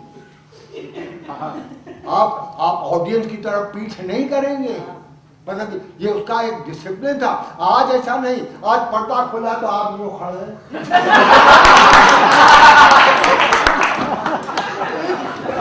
सारा क्या कहेंगे स्ट्रक्चर उसका बदला हुआ, उसका एक अंदाज बदला हुआ। जो मैंने कहा मैं ट्रेंड नहीं हूँ, मैंने पढ़ा, लेकिन मेरे जमाने में ये थे भी नहीं। जब मैंने शुरू किया तो जो नाटक किया NSD वगैरह, सुन के सीखा आपने जी। वो जो पारसी रंगमंच में जो संवाद बोले जाते थे, तो आपने वो सुन के मैंने सीखा भी कुछ नहीं, बता दो रहा हूँ कहाँ गया मैं सही कह रहा हूँ हेमाजी। मतलब भैया मैं इसलिए पूछ रही हूँ क्योंकि मुझे सिखाना होता है पारसी रंगमंच। नहीं तो मुझे ये बहुत दिक्कत आती है कि मैं कैसे, मैं हर स्टूडेंट को पकड़ कर तो नहीं बैठा सकती, मैं बोलूंगी तुम सुनो तो चले जाते हैं। मैं आपसे बहुत अदब से कह रहा हूँ कि मुझे जिसको आपने सीख के बोला नहीं, मैं सीख के क्या मानूंगा। मैं आप मतलब ये नाटक के डायरेक्टर ये है, मैंने अर्ज किया डायरेक्टर को मैं बड़ा मतलब गंभीरता से लेता हूँ। उसने स्क्रिप्ट के ऊपर काम किया है। अब जब काम किया है तो उसे मालूम है कि इस किरदार से हमें क्या काम लेना है, और उसने कहा हम आपसे ये चाहते हैं। कारण जी ने जो मुझसे चाहा वो काम करके दिखाया कि देखिए यूं आएंगे, यूं यूं यूं, गर्दन ऊपर नीचे ये वो, और वो जो पखावज वाला बैठा उसके ऊपर आपका ये आना चाहिए। तो वो हमने करा, और वो हमने आपको बताया कि वो हमारे गिरजा महाराज थे। हमने कहा गिरजा ये कहा, अरे कहने हमने गुरु कैसी बात, तो हमारा उनका तारतम बैठ गया। एक हमारा था शर्मा का नाम बताओ, विश्वनाथ शर्मा, वो नाल बजा रहा था नाटक में, और उसके अंदर हमारा जो था कुछ ऐसे ही, या हमने कहा बेटे ऐसा, अरे कहने भैया आप कैसी बात कर रहे हैं। और उसने वो बच्चे ने आला अफसर में ये हुआ, शिल्पन किया, नगाड़ा बजा रहा। मैं क्या जानूँ नगाड़े का क्या खेल, मैं तो ये जानूँ ढाक ढाक यहाँ आना चाहिए, और यूँ आके यूँ दौड़ रहा है मुझको। तो मैंने शिल्पन में मरका उस्ताद ये खेल, अरे कहने भैया कैसी बात कर रहे। तो वो अजीम ढोलकिया आपके टेलीविजन का, वो भी हमको वो बोला बड़े अदब से। हमने कहा बेटे ये काम, अरे कहने भैया हम ठीक है ना लो। और वो फिर साहब क्या जी जबान मैंने बताया, जैसे मुझे मालूम नहीं ये है क्या, लेकिन इस अंदाज में कहा, बाद में ये कहा, और इन लोगों ने उसका एक अच्छा प्रदर्शन आप लोगों के सामने कर दिया। और वो फिर हम अपने लयकारी के साथ दौड़ के ये हमने करा उसको। तो कल के नाटक में आज के ना बड़ा, और मैंने जो अपने को सौभाग्यशाली कहा वो इसीलिए कहा कि मैं कोरस वाला जरा सुना दिए, वो कोरस कैसे करते हैं? कोरस नहीं, वो तो आपका पर्दा खुलता तो कोरस शुरू होता था। तो कोरस में आपके जो हमारे निर्दोष का कोरस था वो आपके सामने बैठते थे ना। हाँ, वो तो म्यूजिशियन सामने बैठते थे, ये आपके मंच होता था, इधर से आपके पर्दा होता था। तो उसके बाद जो है वो तान हमारे जागो हिंदुस्तान जाग रही है सारी दुनिया, दुनिया सारी, दुनिया सारी, सारी दुनिया जागो हिंदुस्तान हमारे जागो हिंदुस्तान। लाल रूस ने लाल चीन ने खोला विजय निशान, जागो हिंदुस्तान हमारे जागो हिंदुस्तान। ये इस तरीके से कोरस सब लोग आते थे वो म्यूजिशियंस हो। तो वो हमने जिसको आप सीखा कह रही हैं, हमने तो निर्देशक के कहे अनुसार कोशिश की और वो कोशिश जो है वो आप लोगों को पसंद आई तो हम जुड़ते चले गए, इसमें भी जुड़ गए, उसके भी जुड़ गए, उससे भी जुड़ गए। अब अतुल तिवारी ने मैकबेथ किया। मैकबेथ में हमारा कौन सा किरदार था?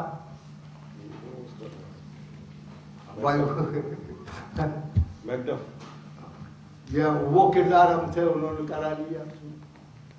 अब वो उन्होंने अतुल तिवारी ने कहा कि भैया ये काम आप करेंगे। हमने कहा कर सकते हैं तो करेंगे भाई। उन्होंने कहा ऐसे तो उसने भी तो हमको रामलीला में आपके सूरमोहन ने कहा भैया ऐसे अब वो जब हमने उसके भाव को पकड़ लिया तब फिर हम अपने भी उसके अंदर थोड़ा खेल का मतलब ये उम्र के साथ या फूल पत्ती जिसको कहते हैं आप उसमें इम्प्रोवाइजेशन वो हमने मौके की नजाकत को देखते हुए फिटिंग कर दी वहाँ पर ये काम। अब जैसे इनके वो नाटक था तो बंधु आगे एक डायलॉग बोलते हैं कि अरे वहाँ जो थे इतने बड़े बड़े आपके मच्छर थे कि उन्होंने कहा अरे मैंने कहा हुजूर वो आपको परदेसी समझ के काट लिया होगा, हम मना कर देंगे उनको।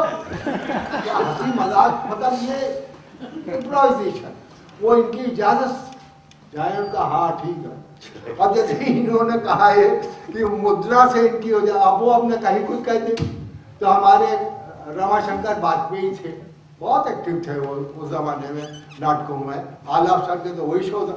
कहने भैया एक डायलॉग बोलो और यहाँ श्री राम आर्ट सेंटर में कहने लगे ये कहो चोखे, वो कहेगा हाँ नोखे, तो कहो नहा के आए हो।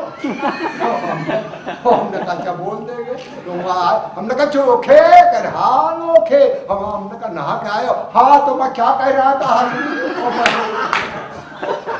शुरू हो गया तो देख रहा हूँ।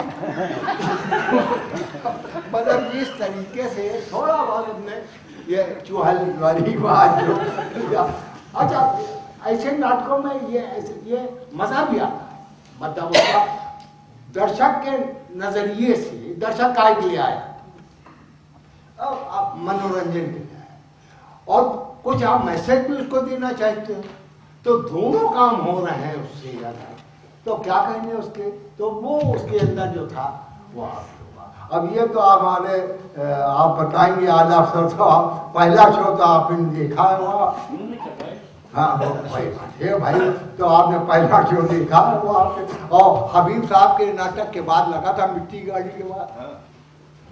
भैया जी अमृतलाल नागर जी के साथ के कुछ अच्छे संस्मरण अगर आपके हों? अमृतलाल नागर जी के साथ आपने काम किया था तो उनके साथ कुछ संस्मरण या आपके उनके साथ क्या वैचारिक अरे वो हमारे बड़े भाई थे कुछ अच्छे स्मरण हो आपके अगर उनके साथ जी उनके साथ के कुछ अच्छे स्मरण हो आपके? नहीं संख्या क्या वो आपके हमारे बड़े भाई थे, रेडियो स्टेशन में थे, प्रोड्यूसर थे वो। उनके हमने नाटकों में काम किया आपके रेडियो उसमें माइक पे भी और आपके वहाँ हर साल आपके फेस्टिवल होता था रेडियो स्टेशन में उसमें भी काम किया उनके साथ। एस.एस. ठाकुर के साथ भी हमने नाटक में वहाँ फेस्टिवल में काम किया। तो ये तो संस्मरण आपको इसको यूँ कह सकते हैं कि मतलब ये है कि हम लोग जो थे उनके नाटकों में काम करते ही थे मतलब उनकी एक टीम थी।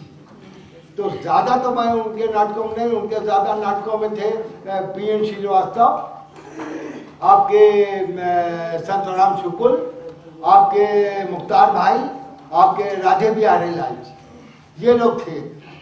बीच बीच में कोई नाटकों में वो हमको भी थे चूंकि वो साहित्यकार थे तो एक आपकी समविद्यार्थी थे, तो क्या साहित्यकार होने के नाते आपने उनसे कुछ ग्रहण किया या उन्होंने आपसे कुछ ऐसा कुछ सीखा? आप अरे नहीं, मैंने उनके मतलब आशीर्वाद प्राप्त हुआ। मैं वो साहित्यकार थे, मैं साहित्यकार होने मैंने कुछ सीखा नहीं साहित्य में। मैंने आपको जैसा बताया कि आपके नाटकों के अंदर भी मैं निर्देशक को ज़्यादा महत्व देता हूँ, तो माने ये स्क्रिप्ट के ऊपर मेरा कुछ ज़्यादा तवज्जो नहीं रहती है, क्योंकि जब मैं खाना भी बनाऊंगा, दफ्तर भी जाऊंगा, बच्चे को भी देखूंगा, तो मैं फिर डायलॉग भी याद करना है मुझको, तो मैं इतना कैसे कर पाऊँ? नहीं, फिर भी कुछ यादें होती हैं जिनसे आदमी को याद किया जाता है। नहीं, मैं तो मुझे बताई याद तो मैं उनको इसलिए करता हूँ कि मैंने उनके साथ काम किया नाटकों में, और मैंने जैसा कहा चोर पिक्चर उनकी थी, उसमें भी मैंने मुझको उन्होंने आपके रोल दिया, तो ये मेरे लिए तो बड़े मतलब तसल्ली की बात है कि बड़े भाई ने छोटे भाई को, और वो हमारा उनका जो था कुछ पारिवारिक इन द सेंस कि अमरेंद्र नागर जी मेरे बड़े भाई के साथ के पढ़े हुए थे, और उनसे जो मेरे बड़े भाई थे उनको नागर जी भैया, तो ये इस तरीके का हमारा उनका संबंध था। और उनके बेटे से हमारा कुमुद नागर से हमारा संबंध, उनके भी हमने नाटकों में काम किया, रेडियो में, टेलीविजन के ऊपर, दोनों में।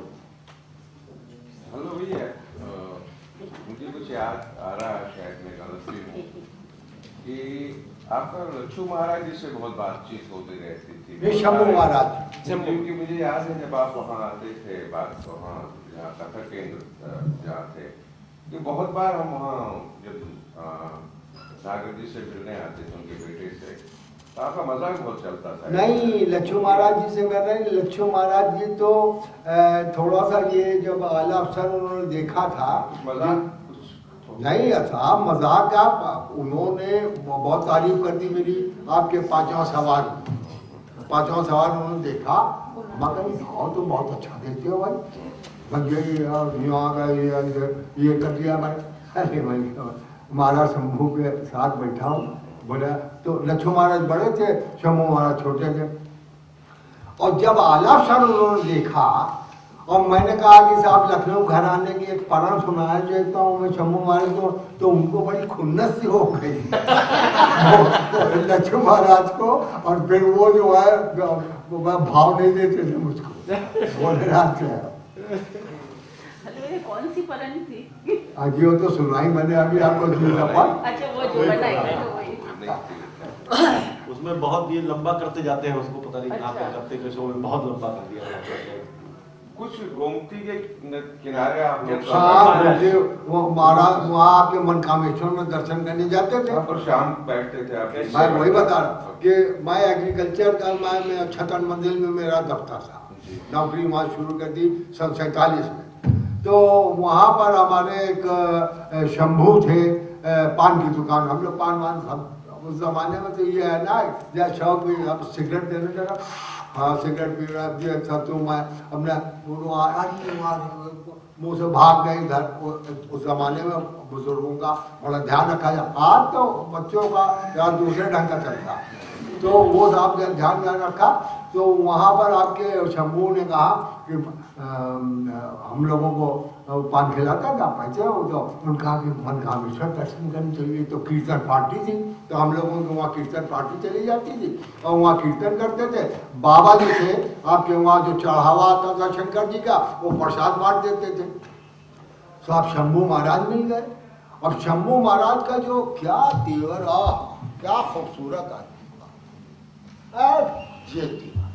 हाइट अच्छी, यहाँ पर आपके टब है उसके हीरे के कानों में, बाल भरने में यूँ मार दिया उसमें तो यूँ चले गए, उसके पीछे एक आदमी जो पंखा चलता हुआ चला, और एक आदमी वहाँ पर जो है वो बना रहा है, वो अपने उनके पास ले गया, उन्होंने पिया, गिलास उसको दे दिया, और वो अपने यूँ करके आगे चल रहा है, और फलाने, अरे महाराज, हाँ कौन है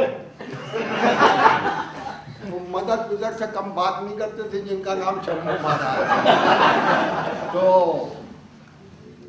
लेकिन क्या बात, वाह, एक शेर सुनाया उन्होंने, और उसके ऊपर भाव देखो, तो वहाँ साहब मन कामेश्वर मिल गया। तो हमने बाबा से कहा, बाबा शंभू महाराज आए हैं, तो इनको कुछ, तो वो जो वहाँ चढ़ावा आता था, वो कपड़े शंकर जी को जो चढ़ाते थे वो, तो बोलिया वो एक वहाँ से चतरा लाए निकाल के और महाराज शंभू को उनके मतलब हम जब समझाया तो उन्होंने कहा, यार ये कुछ यार हारमोनियम और तबले का कुछ यहाँ इंतजाम करो तो कुछ काम हो। तो कीर्तन पार्टी हमारी तो थी, तो वो अपने आ गया उनका। फिर साहब उन्होंने अपना काम दिखाया। काम दिखाने के बाद जब हो गया, प्रसाद वगैरह मिल गया, तो वहाँ से चले साहब। रास्ते में बातचीत होने लगी, तो बातचीत अम्मा कहने लगे, दाद बहुत सही जगह भी तुम लोग देखते हो, क्या यही काम तुम लोग भी करते हो? क्या ऐसा था? तो कहीं तुम लोग तो अपने जो जाओगे आगे महाराज आपके साथ चलेंगे, आपके वही नाव के ऊपर 2 पैसे दिए उधर से आ गए, 2 पैसे दिए उधर चले गए। वो फतेहगंज, वो आपके वहाँ गोलागंज के पास रहते थे महाराज शंभू, हम लोग जो थे गणेशगंज में रहते थे।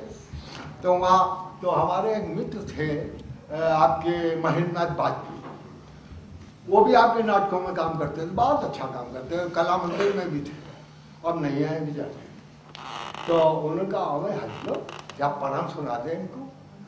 तो हमने कहा, अरे यार काम कहना नहीं सुना, अब साहब परम सुनाई हमने उनको। तो अम्मा कहीं क्या बात है यार, कहने आओ यार कोई दिन बैठो, इसको हम बांधे जरा। तो हमने कहा, कौन सी वाली सुना? अब उसके अंदर थोड़ा सा जरा, हाँ वही वाली। अब वो भैया आके तुम भी बता दो। देखो परम सुना दीजिए। अब सुना तो नहीं भैया आपका। हाँ वो सुनाई नहीं उसमें कुछ उसमें परम वाला भैया तो अरे सुना दीजिए। अब ये हाँ जो फिर उन्होंने फिर जब उसको बांधा था, तो बांधा क्या उन्होंने, फिर जब उन्होंने कहा ये बात है, तो उन्होंने कहा, अम्मा कहीं ये अब तो काम हो ही नहीं सकता इनके साथ, अब ये काम इनके साथ नहीं हो सकता। तभी तो वो फिर नेगेटिव हमारा उनका जो है शुरू होता चला गया आगे। ये हमारा परम सुना दीजिए, जो आप उनको किसी को समझ नहीं आएगी। हम लोग एक्सप्लेन नहीं करेंगे, नहीं हम समझाएंगे। अब हमने सुनाई तो थी भैया, दूसरा जोड़ा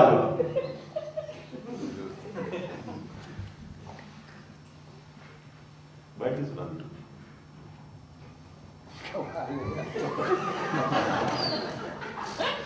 वो जो मैंने बताया अकबर शिको साहब का बताया, जो आज तक मेरी समझ में नहीं आया ये है क्या।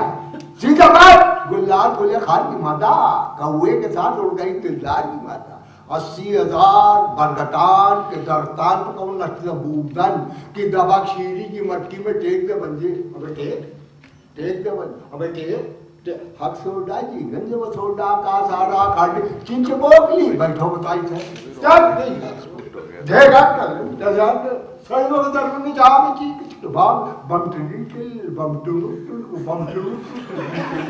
ये बोल कब तक निभे, जब तक निभे तब तक बागी लपक अमना लपक बे लपक बेकार हक सोडा जी गंज वो सोडा का चिंच बोली बैठो त्याग देगा रात चीक बाब चीक बमते बंती चू चगाई की धूम धूम चगाई की धूम धूम चगाई धूम चगाई की दागुलन धेना धेन दिन दिन के दा डेट तक दा तो रखा चांद सा कोई चेहरा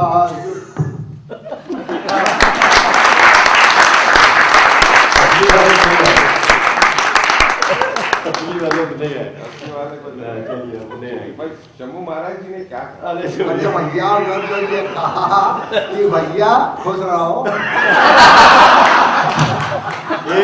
एक चीज जो है वो जब आपने बिरजू महाराज जी को भी देखा, बिरजू महाराज कहा बिल्कुल देखा। बिरजू महाराज बिलूना का फंक्शन हुआ करता था गंगा प्रसाद मेमोरियल हॉल में, कोई स्टेज नहीं था हमारे यहाँ, प्लेटफॉर्म थे, स्टेज जो बनाना पड़ता था।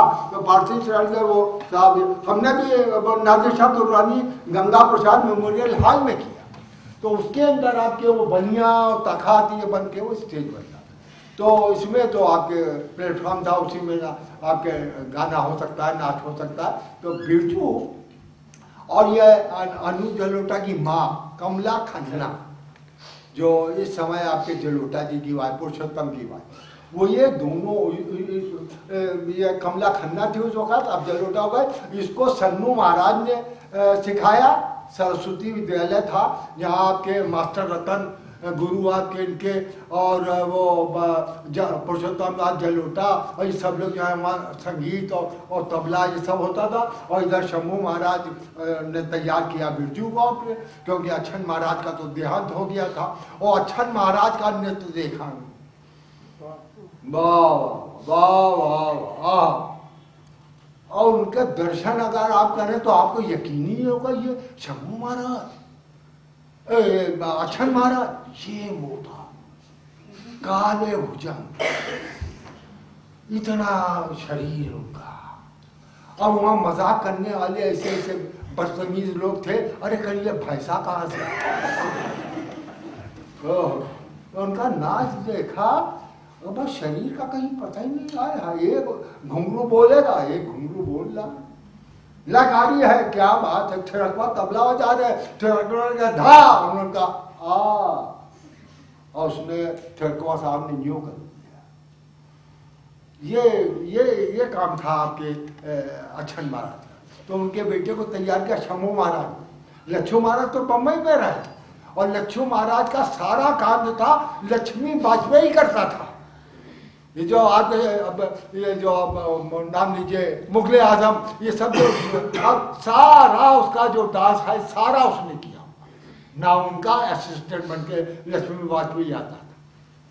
तो वो वहाँ पर लक्ष्मी महाराज, तो जब वहाँ पर उनकी दुकान बंद हो गई, माफ कीजिएगा, लक्ष्मू महाराज की बम्बई में, तो लखनऊ में आके वहाँ पदासीन हो गए, क्योंकि उस सीन से शंभू महाराज हट गए थे। और शंभू महाराज को आपके पंथ जी ने दिल्ली बुलवा लिया था। यहाँ वो तो पी गए जो कुछ पी रहा था, उनके जो बाप दादों की जायदाद थी, शंभू महाराज थे, तो वो उनको वहाँ बुला लिया था। फिर वहाँ उन्होंने कथक केंद्र वगैरह खोल के उनको बनाया। फिर बच्चे इस वक्त जो है फूल, तो हमने जुगलबंदी देखी बिरजू की और आपके कमला की, और वहाँ जुगलबंदी हमने देखी महाराज शंभू की और सन्नू महाराज की। शंभू महाराज तो बिरजू के और वो उनके गुरु, और वहाँ पर उनका नहीं मैं बजाऊंगा, जैसे उनका मैं गाऊंगा, उनका मैं गाऊंगा, उनका जात। तो शंभू महाराज ने सरेंडर किया, सन्नू महाराज ने फिर बच्चों को नचाया। क्या और वो तो खन्ना, वो अनु की जो माँ थी, उनका तो विवाह जब हो गया तो छोड़ दिया बिरजू। क्या करें, एक वो जो कविता आप समझते हैं, अब कहाँ ले चल रहे भैया आपको, अब उसका क्या मौसम है, मौसम है, तो कुछ बताइए कुछ उसके बारे में, क्या है? 10 दिन से पानी बरस रहा है, कविता सुनाते हैं। देखिए, ये बरसात है, या राजे भैया ने सुनाई थे मुझको, कुछ छंद याद है, कोई भूल जाओ तो माफ कीजिएगा। ये बम्बई की बरसात, और बरसात वहाँ की बड़ी भयानक होती है। 10 दिन से पानी बरस रहा, पानी रुक रुक कर बरस रहा, बादल झुक झुक कर बरस रहा, 10 दिन से पानी बरस रहा। क्या करते होंगे वे भूखे जो सड़क किनारे सोते, क्या करते होंगे वे भूखे जो सड़क किनारे सोते हैं, जो अपने मुखड़ों को अपने दुखड़ों के जल से धोते, जो अपने मुखड़ों को अपने दुखड़ों के जल से धोते हैं, जो अपने लहू पसीने से सेठों की खेती बोते हैं, जो दुनिया की रंगीनी में कुछ पाते हैं कुछ खोते हैं। कहते होंगे कहीं छुपे पुल के नीचे या गलियों में 10 दिन से पानी बरस रहा। महलों में रास मचा होगा, फुलझड़ियां छूट रही होंगी, मजदूरों की मजदूरी को कंचनियां लूट रही होंगी, उनकी आहें छमछम बनकर पत्थर दिल कूट रही होंगी। वो देख नयन कहते होंगे, वो देख गगन कहता होगा, 10 दिन से पानी बरस रहा। क्या करता होगा वो किसान जिसका छप्पर तक टूट रहा, जिसके नैनों के सोते संग छप्पर का सोता फूट रहा, जिसकी बिटिया की मुस्काने चेचक का डाकू लूट रहा, जिसके खेतों में नीर भरा, जिसका साहस पुल टूट रहा, कह रहा कांपती नारी से जो भीगा आंचल सुखा रही, 10 दिन से पानी बरस रहा। वो तपा हुआ जग में फिर भी बोरी की घोगी ओर चला, किस ओर चला, किसके ऊपर घर के मुर्दों को छोड़ चला, पहुंचा नगरी में बूढ़ा हाथ दिखाई दिया किसी ने, जा पगले 10 दिन से पानी बरस। लौटा जब वो भीग भीग मिट्टी का घर मिट्टी पाया, मिट्टी के चंद खिलौनों को मिट्टी से नहीं उठा पाया, अब 10 दिन क्या 10 बरस बरस।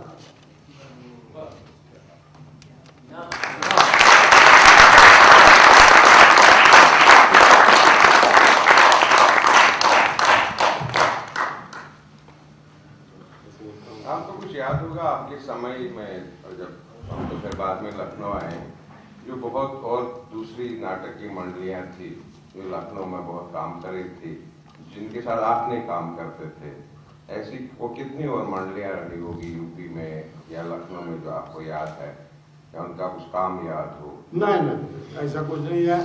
मैं उसमें किसी के साथ मैंने काम नहीं किया है, और ज्यादातर आपके वहाँ पर जो है वो कलकत्ते से वो आती थी कंपनी नाटक करने, और गोलागंज में वो वहाँ पर जो है तंबू कनाक बना के रिफाई आम के सामने वो जो मैदान था वहाँ पर ये खेल इनके हुआ करते थे। वो नाटक भी मैंने नहीं देखे, क्योंकि वो मतलब टिकट से होता था, उसका पैसे वैसे का भी खेल हवा का, बोले कहाँ से आए और फिर वो रहते हम कहाँ आए और वहाँ आए, ये उम्र के तकाजे हो गए, तो वहाँ पर भी हमारा जाना। लेकिन हम बंगाली क्लब में हम जाते थे रेगुलर देखने के लिए, विज्ञान कॉलेज में, वहाँ सरस्वती पूजा में, दुर्गा पूजा में ये नाटक वगैरह उनके स्पोर्ट्स वगैरह हुआ करते थे। और मैं जहाँ रहता हूँ वो पूरा इलाका ही बंगाली था, रिसालर पार्क। अब जो है बेच दिया उन्होंने सब लोग न, वहाँ पर तो थोड़े बहुत जबान आपके बंगलाई की खबर भाले तो हाँ।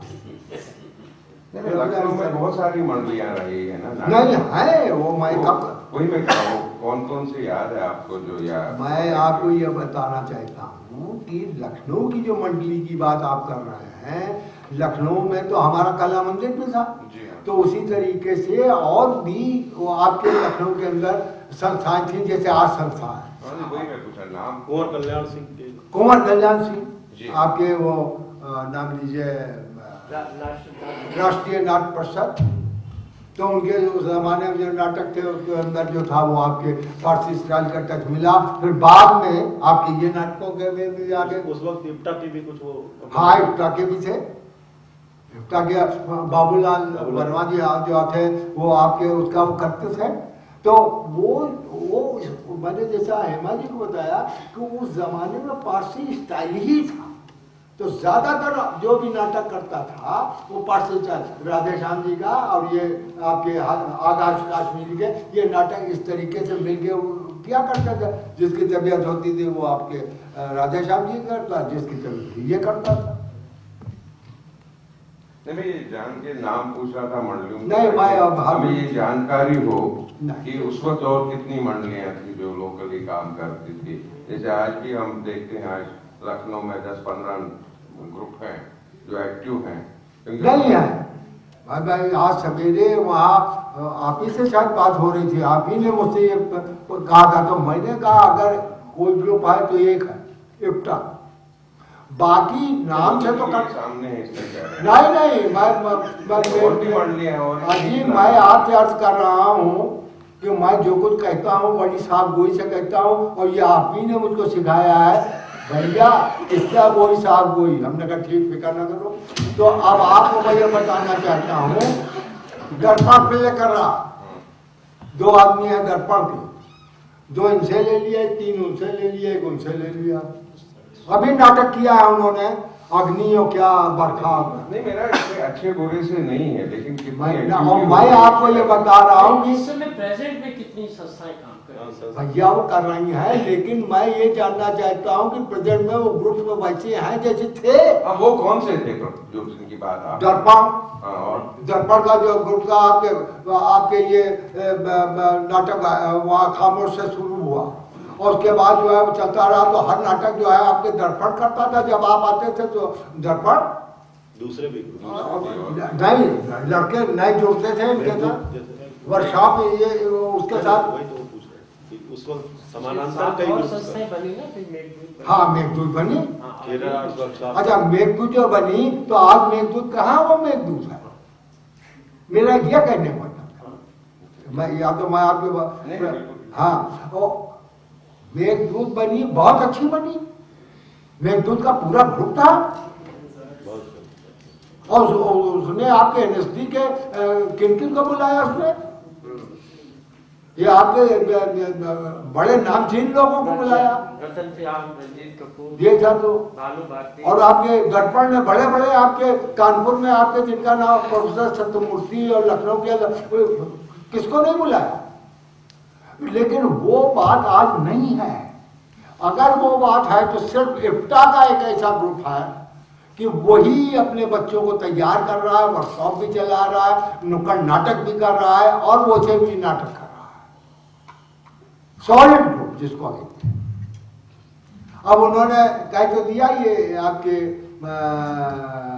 अनिल ने रंजीत से कि आप आओ लखनऊ में आप प्ले करें। अब वो जो है इस उधेड़बुन में है कि बंधु जी, विमल बनर्जी, विजय, ये सब लोग जो अलग है उससे कोई उनका रिश्ता ही नहीं एक तरीके से, इनको छोड़े कुछ करके दूँ मैं। अभी इनके पास समय है कि नहीं है जो, अब जैसे हमसे उन्होंने कहा देखेंगे, हमको अब याद नहीं होता वो जो आप डायलॉग हमको दोगे, अब हम इतनी मेहनत नहीं कर पाएंगे तो फिर वो उसका मज़ा नहीं है। तो हमको भाई हम अब वो कहें नहीं, वो मार मार के हकीम वाली बात ये। तो रंजीत से हमारा रिश्ता, जैसा मैंने आपको बताया, रंजीत को एनएसडी भेजने वाला ये आदमी बैठा हुआ है, ससुराल है उसकी लखनऊ के अंदर। तो ये मतलब यादें हैं, अब बोलना क्या है।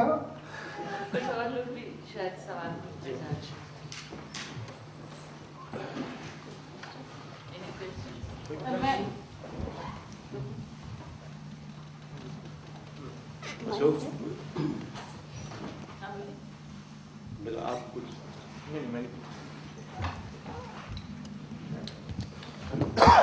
मेरा नाम राकेश डर है। दादा आपने जो बताया पारसी रंगमंच में आप करके आए और वहां से एक विधा को लेके आए, उसके बाद आपने स्थापित नाटककारों जो कि एनएसडी वगैरह से ट्रेन थे, जिन्होंने कुछ एक डिजाइन बना के नाटकों को प्रस्तुत किया, तो उनके साथ काम करने में और जो आप खुले मन से काम करते थे, जब उन्होंने कुछ आपको बांधने की कोशिश करी, तो क्या उस वक्त आपको कोई दिक्कत महसूस हुई या उनके साथ जाने में? और जब उनके हिसाब से आप अपने को ट्रेन किया और जो आपने अपने बैरियर्स से उनको तोड़ा, तो आपको कैसा महसूस हुआ? नहीं, मैंने जैसा अर्ज किया कि मैं निर्देशक के ऊपर मैंने बहुत ध्यान दिया है, तो मुझे कोई परेशानी नहीं। मैं वो पारसी स्टाइल में जो नाटक जो था, तो मैं पारसी स्टाइल क्या है आज तक नहीं जानता हूँ। जैसा हेमा जी ने कहा कि उसका क्या है मैं नहीं एक्सप्लेन कर पाऊंगा, तो मैं जबरदस्ती की बात कर दूंगा हिसाब है। बस उसके अंदर ये था कि ये जो शेर और शायरी होती थी, तो वो ऐसी मतलब उसका अदायगी बोलने की ये होती थी कि ऑडियंस उसको समझ जाए, तो वो एक बोलने का। दूसरा उसका ये होता था कि वो लास्ट में जो आदमी बैठा हुआ है वहां तक उसको आवाज फेंकनी है, इसलिए उसकी आवाज का जो रेंज था बहुत ज्यादा। तो अब रेडियो में मैं नाटक करने गया, तो रेडियो में तो इस आवाज से नहीं बोल सकते, अगर बोलना पड़ेगी, वहां प्लेस होते थे वहां भी बोलना पड़ता था। तो माइक ये है, तो यहां से हम जो है बोले तो वो कैच कर, और जो हमको बोलना है क्या बोल रहे हो, बेकार की बात कर रहे हैं, तो यहां से बोल रहे। तो ये मॉड्यूलेशन जो था आवाज का, क्यों सारा खेल आवाज का था, वहां हम कहाँ पे है क्या बोल रहे हैं वो जो सुनने वाला है उसको मालूम होना चाहिए, वो ही हुआ। और यहाँ पर जो इन्होंने जैसे राकेश जी ने कहा 69-70 में जो मैंने वो चाणक्य से शुरू किया और फिर मैं आपके नुक्कड़ किया और खामोश किया और हैवदन किया, इसमें मुझको कोई परेशानी नहीं। बहुत परेशानी ये आपके मतलब बताने के लिए वो मैंने बता दिया कि उस वक्त स्कूल में ये था कि जिधर से आओ उधर से जाओ, जनता के पीठ मत दिखाओ। आज जो है फर्क, आज आपका जो भी बैरियर्स आपने तोड़े हैं या आपने प्रयोग किए हैं या जैसा भी, तो उससे मुझे क्या कहना। मुझसे आपने कहा यूँ खड़े हो जाओ, मैं यूँ खड़ा हो गया। आपने कहा यूँ खड़े हो जाओ, मैं यूँ खड़ा हो गया। आपने कहा यूँ खड़े हो जाओ, मैं यूँ खड़ा हो गया। क्या फर्क पड़ता है? आपने कहा जा रहा हो। अब एक किस्सा बताऊं आपको। बल्लाद पंडित जी, वाह वाह वाह, 5वां सवार में विमल बनर्जी काम कर रहे थे, शोभना कर रही थी, तो लाउड बोलने के लिए विमल से कहा आपके बल्लाद पंडित जी ने कि लाउड बोलो जरा। अब विमल जो हमारे थे वो अपने आपस में अरे कैसे भाई लाउड बोले यार, ये यहाँ कैसा उनका। तो पंडित जी ने कहा कि अगर लाउड बोलने पे क्लैपिंग मिले तो तुम्हारी, और अगर वहां पर कहे है तो हमारी। लाउड बोलो तो लाउड बोले सामने क्लैपिंग मिल गया। मतलब इतना पंडित जी को मालूम है कि कौन सा क्योंकि वो ये अक्सर कहा करते थे हमारे नाटकों में मनोहर सिंह काम करते हैं, नसीर काम करता है और ये काम करते हैं। जब उन्होंने लखनऊ को देखा तो उनका यार क्या बात है भाई, लखनऊ में भी अपने है मौजूद है, मतलब नाम के मनोहर सिंह नहीं है लेकिन काम के मनोहर सिंह है, नसीर है।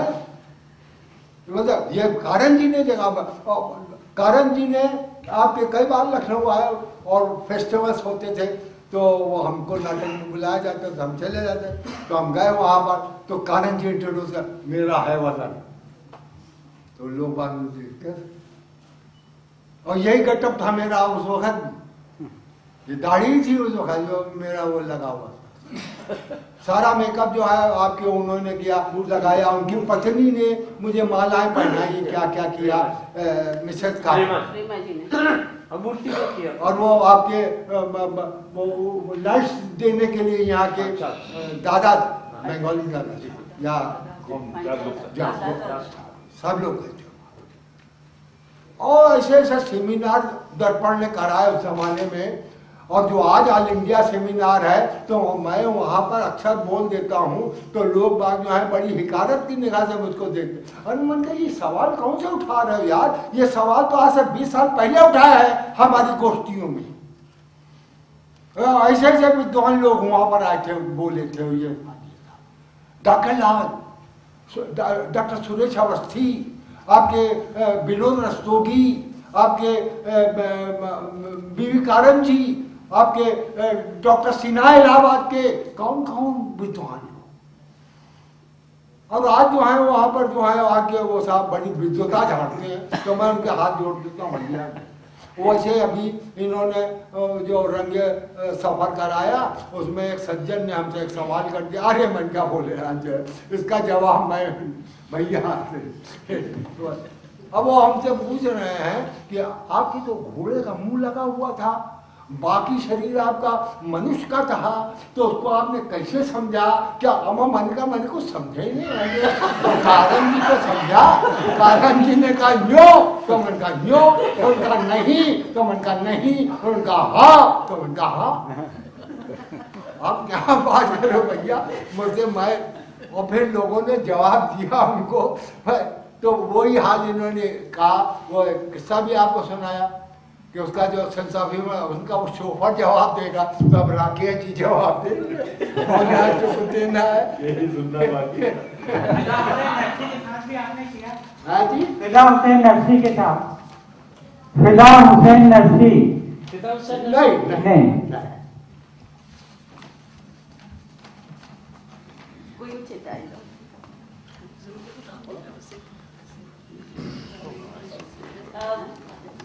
हेलो भैया जी, एक कोई पारसी रंगमंच का कोई शेर या संवाद याद हो तो सुना दीजिए प्लीज। वो एक तरह से हमारे लिए एक अमानत हो जाएगी कि किस तरह से सब बोला जाता था संवाद। वो तो मैंने आपको नादिशा का डायलॉग सुनाया था, कोई शेर वाला।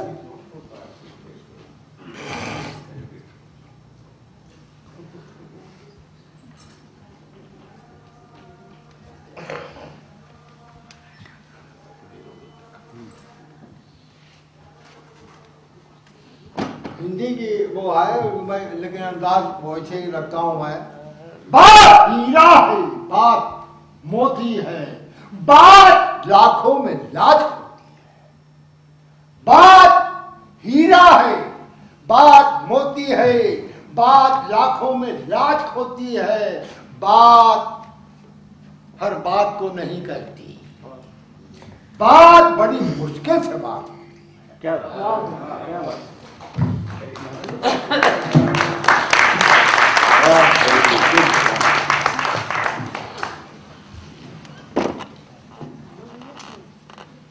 हेलो भैया, आपका नाम हेलो भैया का जो साहब है जी, मुझे जानना है कि बहुत ड्रामेटिक नाम है अपने आप में। नहीं वो ऐसा है जी कि घर में बुजुर्ग लोग जो हैं, मेरे बड़े कजिन थे तो उनको बब्बू कह के पुकारते थे। बब्बू मेरे बड़े भाई कजिन थे फूलचंद अरोड़ा, जिनका जिक्र किया, आकाश कानपुरी के शागिर्द थे, उनका फुल्लो। तो उसी तरीके से मेरे पिताजी का नाम था स्वर्गीय राधा कृष्ण जी अरोड़ा, बड़े भाई का था श्री गोपी कृष्ण जी अरोड़ा। उनसे जो छोटे भाई थे, मुझसे बड़े चित्रकार थे, वो जो मेकअप वगैरह भी करते थे जाते थे, उनका नाम था श्री कृष्ण अरोड़ा। मेरा हो गया हरि कृष्ण अरोड़ा। मेरा छोटा भाई था बाल कृष्ण अरोड़ा, उसकी डेथ हो गई। तो बाल कृष्ण अरोड़ा हो गए बल्लो, हरि कृष्ण अरोड़ा हो गए हेलो।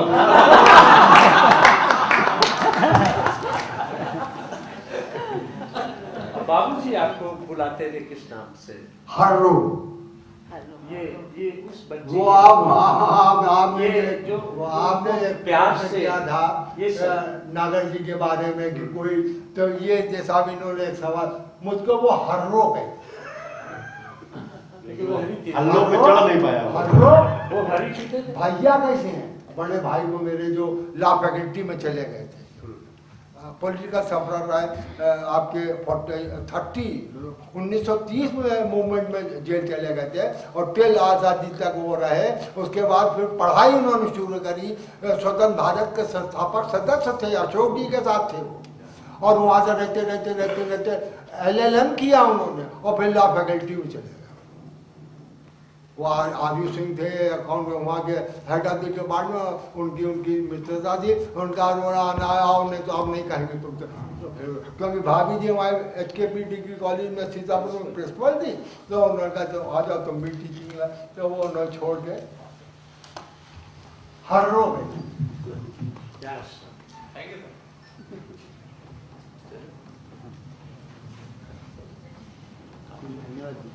हम जाएंगे।